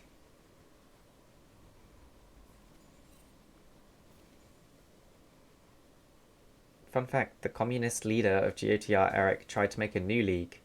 And there was an uprising so strong he deleted the league mid-split. Oh god. He came back once or twice to ask about joining and never actually joined. It was really weird. He kept like leaving the Discord and then coming back and asking when the next split was, saying he had a team. And then he just would leave the Discord again and not come back for like 4 months. And never sign up to actually play. I know. It seems like he had a bit of a power complex, but... hey. This is a fun fact. CoraL League, better than all. I don't know about that one. We try and have fun. And fun's what matters the most. Fun, and you get to play some competitive games. More like a split of your favourite professional league. Whichever one it is. I mean, actually not LCK, because, you know, we don't do 3 games a series. That would be, actually, if we had a smaller league, if we only had like 8 teams in one league, we would probably do 3 games a series. 4 series a week, 3 games a series. Doable. But hey, that's not what we are doing. Currently, only a very small gold lead for at the moment for Solari. The gap has closed a bit through some very nice macro plays from AMX. Sanfu with an interrupt there. Meanwhile, there is trading in the top lane. Oh, Titus could be in a lot of trouble here. He's taken low. He will use the Trundle ultimate. It is used in return. I believe he's trying to turn it down onto Raktox. Jumps in, will get the kill on the Malphite and will make it to his tower. Titus with the 1v2 outplay. He doesn't even have any AP. Why does he do so much damage? It's not only that he hasn't built any AP. It's that Malphite has MR. He has Merc Treads built. Is Silas just like sleeper OP and everyone forgot or something? Way. Well, Liss doing Lux things. Being annoying. Interestingly, is down on CS right now. To the Fizz. Not really what you expect. Maybe having some trouble under the tower. Or just playing extremely respectful, knowing that realistically one of the big win conditions for the enemy team is getting this Fizz ahead, so just thinking, hey, I can give up some CS to make sure Fizz definitely won't get ahead. And, you know, that's respectable to say, hey, I'll take a little bit of a hit myself for the good of the team. Powerspike actually doing a really nice job of zoning Gonkas away from these waves. You can see the CS lead is massive, about 40 right now, just from the fact that Gonkas has been zoned away from these waves because his support's not been there, and the Zyra Khan duo together, you only really get that bonus if they are together. Sanfu has been roaming so much, and sure, they've got more on the map, but it's caused Gonkas to fall really far behind. If we take a look at the total gold, we can actually see 700 gold lead built up in that bottom lane, contributing the majority of this 1,000 gold lead that Solari currently have. AMX will pick up that second Drake though, an Ocean that should help with some of the sustain issues that especially Gonkas has been having in that bottom lane, trying to get up to contest these waves, get as much CS as he possibly can. We're going to see a lot of the team have been moving mid, constantly helping Zephyr to push in these waves, farm up on the Fizz. However, though, Raktox was pathing down towards that mid lane, and Tidus and Reddy have just run into this top lane and summoned the Heralds. Very early summons, they will get some plates, but they're not going to get a huge amount out of it. Best use of it, of course, is to break those last few plates, because, hey, that happens. That's what you really want. Lots of trading from Liss onto Sanfu there would, you know, puts... Ooh, that's... forcing the grand entrance away from the Rakan. Not that it will really do much. He hasn't used the ultimate. Reddy just sitting in the bush here. Knock up. There's the unstoppable force as well. But Raktox had the unstoppable force himself. And hey, that's our win for the Malphite. 2 ults traded for 1. Zephyr now jumping onto Gino. That's so much damage. The flash force from Power Spiked to provide the ult to keep his AD carry alive. He throws the exhaust down onto the Fizz, just trying to slow the move speed, make sure Fizz can't get the skill. Fizz will pick up the kill in the end. Trades coming through. Lulu goes down. That's a double TP though. Both Liss and Tysus are here. Double root comes down from Gonkas, trying to put it down. Shield coming out. Liss will be given the kill eventually. They're trying to give it to Liss. And they do give Liss the kill. Trying to make sure that all of their gold isn't just stacked into one person. A very smart thing to do. Especially when you're playing against an assassin. The thing that really annoys me about assassins is most assassins, you know, should have a weak phase in between their spells, but a lot of them just have so much mobility built into their kit that they basically never have that weak phase you would expect them to have. But anyway. Tidus doing his best to get these last few plates that he can. A 2,000 gold lead for Solari right now. And hey, if you're a Solari fan and you want them to win again, they're definitely on the path to doing so. The soul is a mountain soul, so an incredibly strong soul. Something I will say, mountain soul is the best soul in the game for Malphite specifically. No matter what you think, you cannot disagree with that because of how Malphite's W passive works. Gino in a very big lot of trouble here. Ignite goes down, but Lulu is there to back him up. They're turning it around actually onto Zephyr and Sanfu. Zephyr taking so much damage, forced the playful Trickster away. And no kills. Gino with the fancy footwork actually kept himself alive. Power Spiked. Just seeing if he can, you know, get Zephyr to cancel his back. Zephyr did cancel it in the end, but of his own volition. Just deciding that, yeah, actually I do want to stick around. Who scales better? Solari. 100% Solari.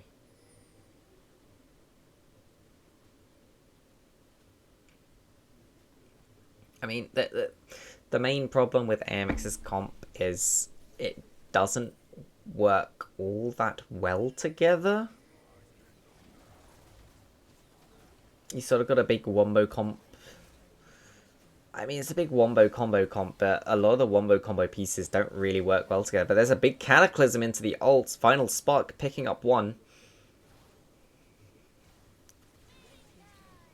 Oh, the fish does actually hit onto Gino. Power Spike doing what he can to keep his AD carry alive. Exhaust thrown down. The ult was really nicely timed to interrupt the Fizz. And Gino and Power Spikes do take out Zephyr. And they're trying to get the... Oh, that Jinx just popped now. Power Spike surely going to fall down as well. In the end, both Lulu and Jinx will go down. However, both mid and bot lane are being pushed in by Solari. They're trying to get this mid lane tower out. Final Spark is thrown down just to clear the wave. Try and put more damage down into this tower. Make sure they can knock it down. Open up the map a bit more. It's the 4-man dive and Xayah can peel herself. Yeah, while that's true, it's a little bit like... Their whole team sort of depends on List, Geno and Power Spiked all standing close enough together for that to work. And, you know, as long as they don't small brain it, then that should never really happen. Because they have no need to stand that close to each other.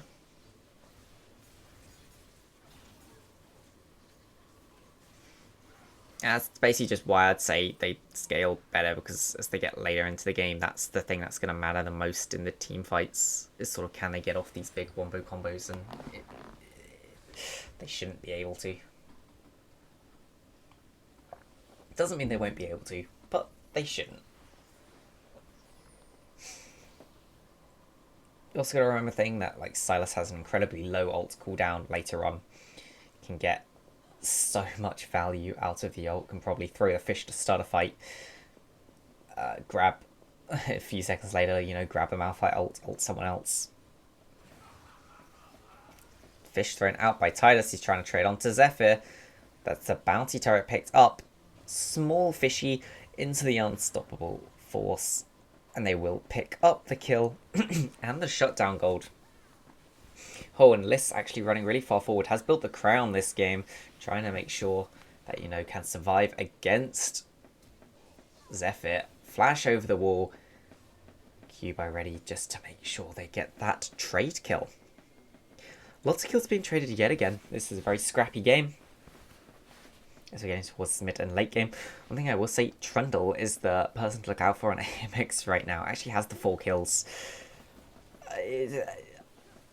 It does kind of lend weight to how far AMX are behind, because if you look at the gold, you know, 2,000, 3,000 gold, it is a somewhat sizable gold lead, but when you have an assassin on your team, you can nullify a lot of that gold lead very quickly.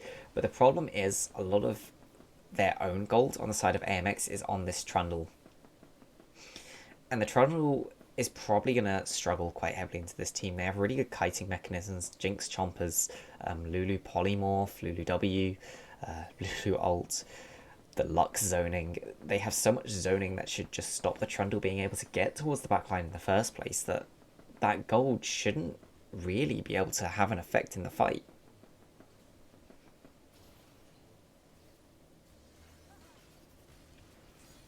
Oh, and Zephyr has found Tidus again, but Tidus actually putting down so much damage. He does use the ult from the Trundle, healing up quite a lot, trying to buy as much time as he can. And he does actually trade the kill onto Zephyr. Will be taken down in the end, but that's a 1-for-1 top 4 mid.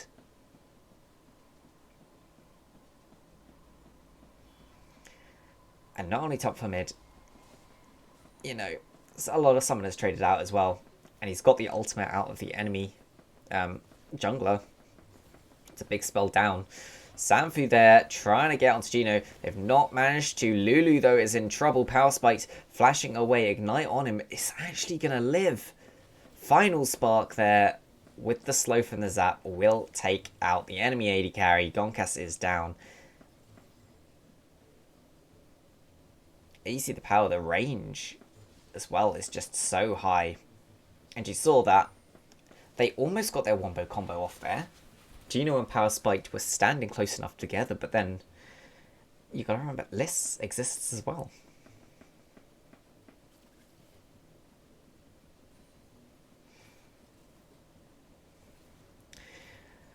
Herald is being summoned in this mid lane. Solari just looking to break another tower, potentially even the base. That's damage being thrown down into Ragtok's unstoppable force is used. Flash away from the Malphite. He doesn't have his own ultimate. So much CC coming out, and that will be a pickup of a kill.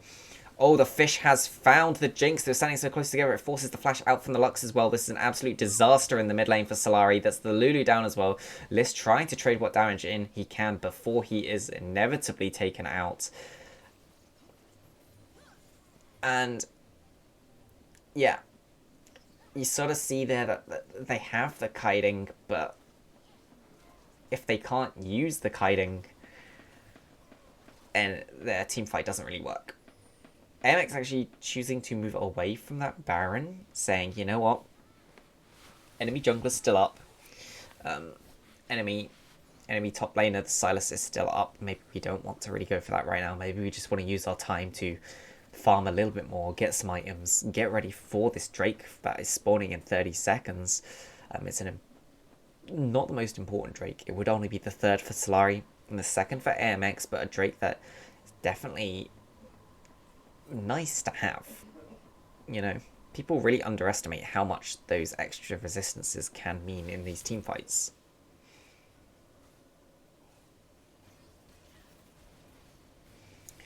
However, Solari do just have the priority on this Drake. Looks like they will be gifted over that third mountain. 5 minutes until Sol.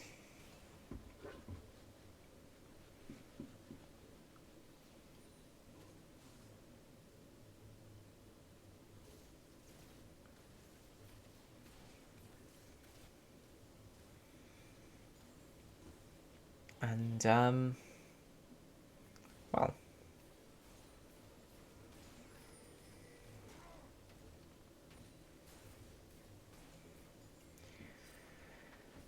And, you know, oh, they've actually found the Fizz. There's a lot of damage being thrown into Zephyr. He's forced a playful trickster and flash away. Ult was stolen by the Sylas, and he has used it, but no one goes down in the end. But they do get the flash out of the Fizz. A big takeaway there. They're going to start up the Baron. Of course, AMX know they're on this because of the ward. Styx is around the back. Probably might decide to try for a flash steal play. They don't currently have vision of how much health it's on. It's 3,000 health left. They see it now. That's a really nice binding into ultimate. Malphite is taken out. Xayah kiting away down towards the bottom of this fight. Fizz jumping in, using the Zhonya's to buy time. The Baron is being kept low. Reddy's actually taking so much damage, has to smite the Baron for health. This could be an absolute disaster. Styx walks in, he knows there's no smite on the enemy jungler. There's a double kill for AMX. They're just winning the fight. Tidus and Liss are left to try and bring this back. They're trying to trade onto Zephyr. Zephyr's putting a lot of damage down. Styx has picked up the Baron. Liss in trouble, is taken down. It's just Tidus left, and Tidus is taken out as well. AMX steal the Baron, steal the team fight. And with 15 seconds left before anyone else is going to spawn, they're going to steal a couple of towers as well. They actually get so much gold off of that the bounties despawned. We can see they swung that from being far enough in the hole that they had bounties to being 3,000 gold ahead. And bounties are balanced. I feel like the funny thing is, bounties generally are balanced. There's just situations where they're, you know, disgusting. Like in this situation where they got the bounty on the Baron. I didn't see even how much. 500 gold bonus basically for taking the Baron. And taking the Baron is already worth acing the enemy team. So basically, rather than each getting 300 gold for killing the Baron, they each got 400. And may not seem like all that much, but that's a hell of a lot, especially with the amount of time Baron buys you. And yeah, it just felt like Solari, you know, it was a really messy team fight. Not really how Solari wants to be playing these team fights out. Solari doesn't really have too much of a front line. They're looking to kite backwards, so when they're the ones stuck on these objectives, it's not so good for them. They did manage to get the Malphite early, but yeah. Who is the worst player to ever have played in the league? You would say me, would you, Harry? I don't know about that. I mean, we trolled quite a few bot lanes. Let's be honest here. We did quite a few troll things. That's just for the fun of it. I honestly don't know. I mean, we've had some. It'd have to be one of the river teams that didn't, get a win. Spiked is up there. Hey, I mean, you know what? Power Spiked has been a good little support this game. He was flashing to ult his AD carry. Oh, Titus in a lot of trouble. Sanfu's here as well. Unstoppable force, but a perfectly timed stopwatch. But there's too many people Titus is going to do. And big team fight starting to break out here. Zephyr's under the tower, though. Ready. There's playful trickster away from Zephyr. It's kept in the Cataclysm. Feathers go down. They've taken out the Lux already. Jinx trying to do what she can. She's getting excited. That's one taken down. Mistimes the zap, but it's a lot of rockets. The Rakan does get the shield, but they're turning it around. The exhaust goes down onto Gino. Gino in a lot of trouble. Now it's just Power Spike. Power Spike's surely going to fall here. Is using the fancy footwork away. The pillar not quite put into the right place there to stay alive. Power Spike trying to put damage down into Sanfu. Trying to make sure they get a kills back, but can't quite get it. Xayah has the Mana Moon. It is time. Yes. Xayah has built a Mana Moon in this game. I wonder what happened last game. Did you just decide I don't have the time to scale it, or... It was very strange. Titus tried to go for a steal there. It feels desperate. It was desperate. They don't get it. We'll have to revive the team to find out who's the worst player. Oh, God. Would we want to? Would we want to revive the team and find out? There's a little bit of something called Kai'Sa main. But Kai'Sa does build tier. So you would expect them to just build tier on every AD carry then. Did I ever play against Tenno? Not in any official games. I think I probably played against him in just like a friendly messing around game at some point. But Tenno was decent.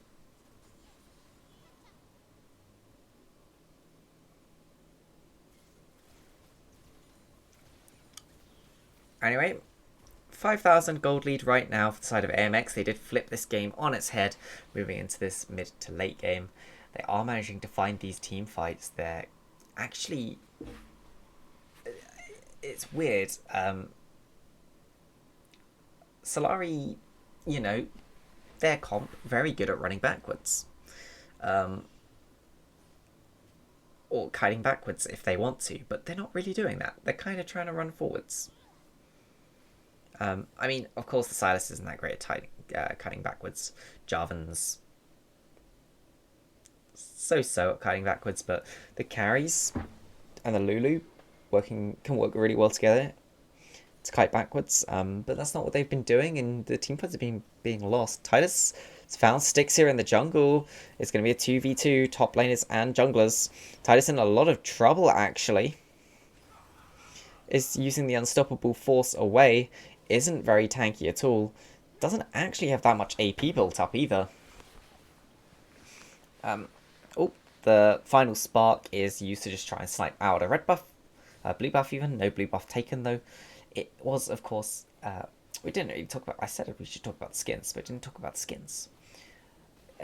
It's not the cheesy Lux skin, it's Elementalist, which I know some people have complained about, but I never found Elementalist hard to see, so I'm not sure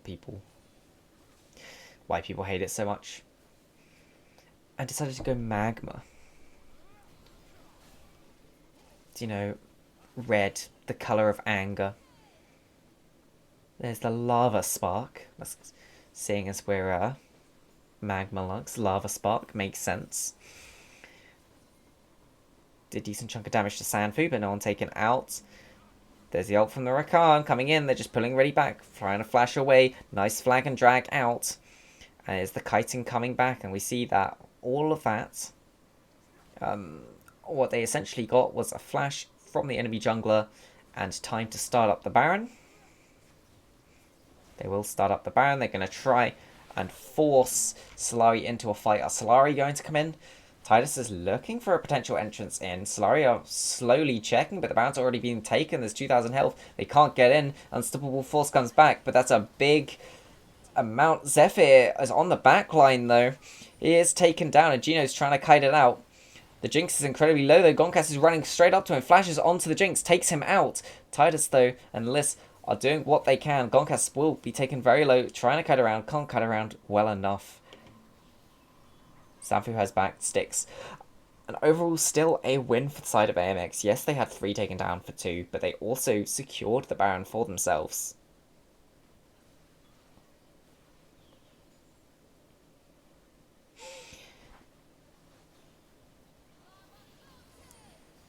Lava bolting. You take credit for the Xayah 1v9ing this game? Well, I mean, she's not 1v9'd the game yet.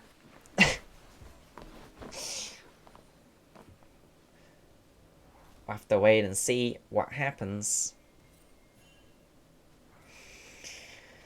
But yeah. There you go. Zhonya's now finished on the Lux. That's an extra tool to keep her alive. See, there's a stopwatch on the Jinx. Solari actually in a very nice position to fight if they wanted to. This could in fact be the game deciding fight. If Solari take this Mountain Drake, that's such a big protective tool that they have in the Soul. Whereas if AMX take it, then they just keep their snowball going so incredibly hard. TP coming in from Titus, making sure he's ready for this fight. No one is starting up the Drake yet.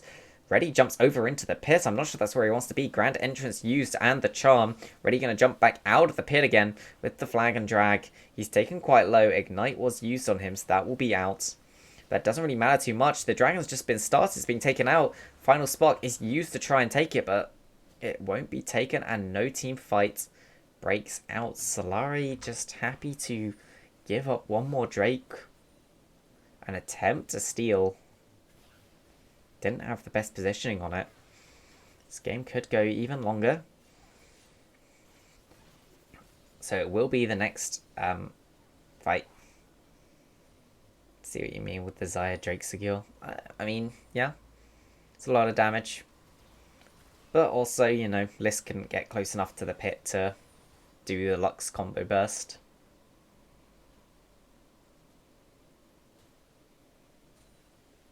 I mean, also doesn't really have the right build to Lux combo burst. Actually, might not have the damage to outsmite the Xayah.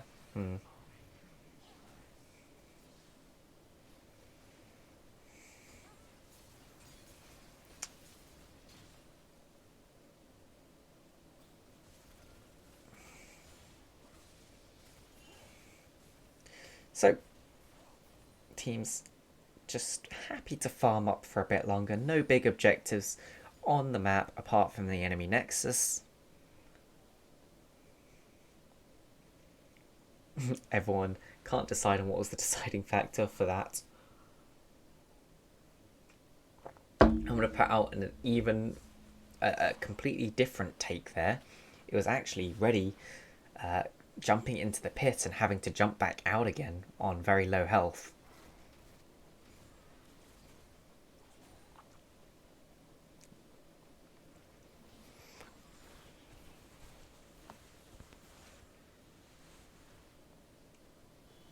AMX team comp is huge. I mean, AMX team comp is big wombo combo team comp, which in theory should never hit more than one person with the wombo combo. But, well, no, I guess in theory it should hit. Oh, but there's the unstoppable force going in. They're taking out Gonkas. That's the Xayah already assassinated. And Solari have pulled the trigger. Jinx is excited. She's throwing down the rockets. There's the final spark. They've taken out the Malphite as well. That's 2 down already. Zephyr is recalling, but there's no wave right now. They're going to have to wait for the wave to come in. And Solari are looking to potentially break open the base of AMX. 5 members in the mid lane. They're throwing it down. Ready jumps towards them. There's the fish. It goes onto Liss. But the Zonius is used. And there we see why I was saying Solari would outscale as well. You know, it's too easy to kite out when you have this team comp. What, you fish one person, the other two just walk to the side. See, that would have been the perfect time for the Wombo combo. But you would need Sanfu or Raktox to start it. But with, Raktox down and Sanfu not there,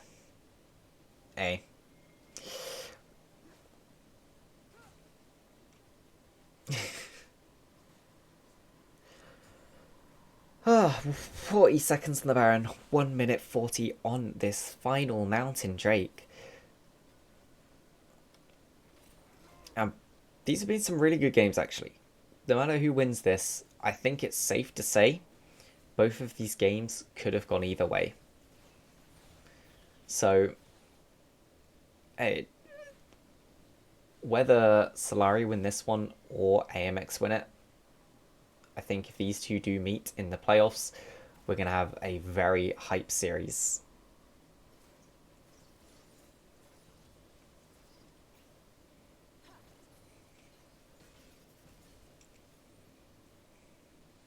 Interesting enough, Styx yet to die. I've only just seen 0 deaths on the Trundle. Ooh, Baron has been started up though by Solari. They're melting through it. It will be spotted out. Raktox trying to get in now. Ults are being used. They're trying to... And here we see the kiting power. You see the backline is just kited out. And the Xayah has been assassinated by Silas. Raktox using the Unstoppable Force in, but the damage just isn't there anymore for the side of AMX. They're all falling. With a Xayah down, they're looking potentially for the end. There's the teleport coming in from Liss. It's just left up to Styx to try and protect the Nexus. Is he gonna... Styx should have gone Medjay's Trundle. Wow, I don't know about that one. GG's being thrown up in the chat. They know Styx can't realistically defend this. Is he going to do the token try? Or is he just going to give up the game? Save his 0 deaths? Not often you get to see someone lose a game with 0 deaths. He's trying. Lots of damage being thrown into the Trundle, but he's so tanky. And second game will also go over to Solari. And... you know what?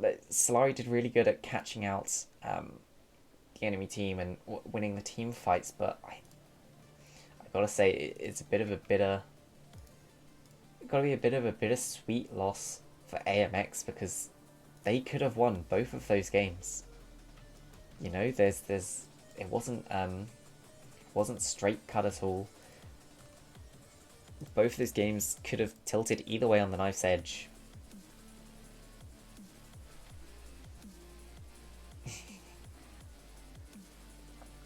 But in the end, Solari do clutch out both of the games in the final moments. Want some interview? Sure, why not? Let's do it. Anyone wants an interview, they can come jump in. They're waiting to be moved, and I'll move them over while I get up the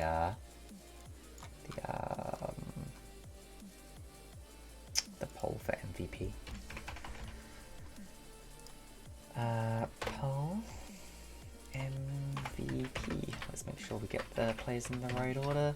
We had Titus, we had Reddy, we have Liss, we have Gino, and we have Power Spiked. Should I call Gino just Gino? Yeah, just Gino. We'll put the full name. And you guys can have 3 minutes, 1 vote each, because, you know, we're not scamming the MVPs. But yeah, make sure you go in there, vote for your MVPs.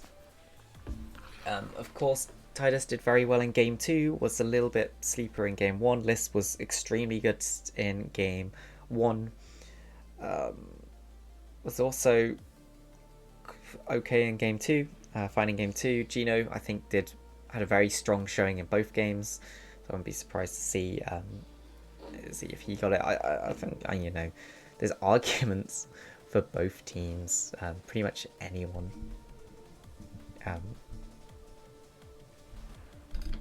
Pretty much, there's arguments for pretty much anyone to get the MVP here.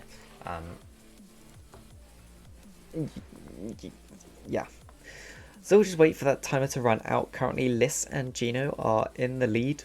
Both of them with 2 votes. Liss takes the lead. But yeah, we'll leave that. Make sure you give a vote. Steve vote MVP. I mean, if AMX had won, I could have jokingly put him up there and could have seen. But you know what happens when you put up a joke option, everyone picks it. So, hey ho. Not looking like anyone wants an interview. I mean, they can still jump into waiting to be moved if they want. And when I say interview, it's basically just going to be me saying, hey, what do you want to say about those games?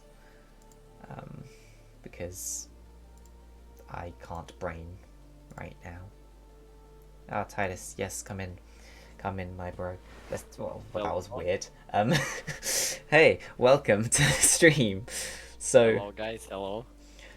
yeah, to give us a talk through of those games. What did you think about the games? They were very close. I feel like you had a bit of a rougher game 1 than you did game 2.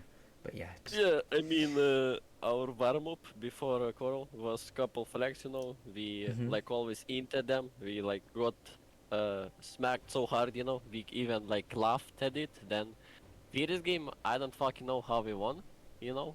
To be honest, like Yeah. I guess AMX just didn't want to win, and they just fucking ran it down for no reason. To be honest, they could just play time. Second game we were like not even stressing because like we knew that we are like qualified for playoffs, so we don't really matter. But like you know, win is a win. Yeah. So we And picked like what we wanted, mainly counter picks, I would say. And then second game we tried to like uh, play back and try to like more skill up. But then we saw that it didn't work, and then I was like, you know, fuck it. Then I just stole Malphite's ult twice, and just try to fight. Oh yeah, the one factor was that the fucking Fizz inted because he didn't went TP, to be honest. Like, why you go Ignite and when the Baron was spawning, he went bot lane, and then we forced mid fight and we took 2 or 3 them. I don't know, I don't really remember. And then we won one fight, to be honest. Yeah, so a few macro decision errors basically for the side of AMX, which, you know, is something that can be worked on for sure. Very close games, so should make for very interesting playoffs if you two do face each other. The MVP vote did just finish, and Liss gets the MVP. Anything you want to say to your teammate? He got voted probably because it was like the highest rank against the lowest rank, I think. I think it was the Because biggest rank difference, yeah. yeah, because their mid was the highest, I think, rank, and our mid is the lowest rank. So But I mean, also, he had you know, some really clutch Seraphine I mean, ultimates in the yeah, first yeah. game. I think about Seraphine, he performed. If he performed, but on looks, it was like, you know, like he couldn't do shit, to be honest. Like it was blind pick looks, so. Blind pick Lux and then the enemy picks Fizz. Yeah, that's one I felt before. But yeah, anything you want to say before I let you go and we end the stream? What do I want to say? I guess today shopkeeper just won us the game, to be honest. There we go. Shout outs to the shopkeeper. Thank you, Titus. Thank you everyone for coming and watching. We'll be back Thank you. soon with more CoraL League.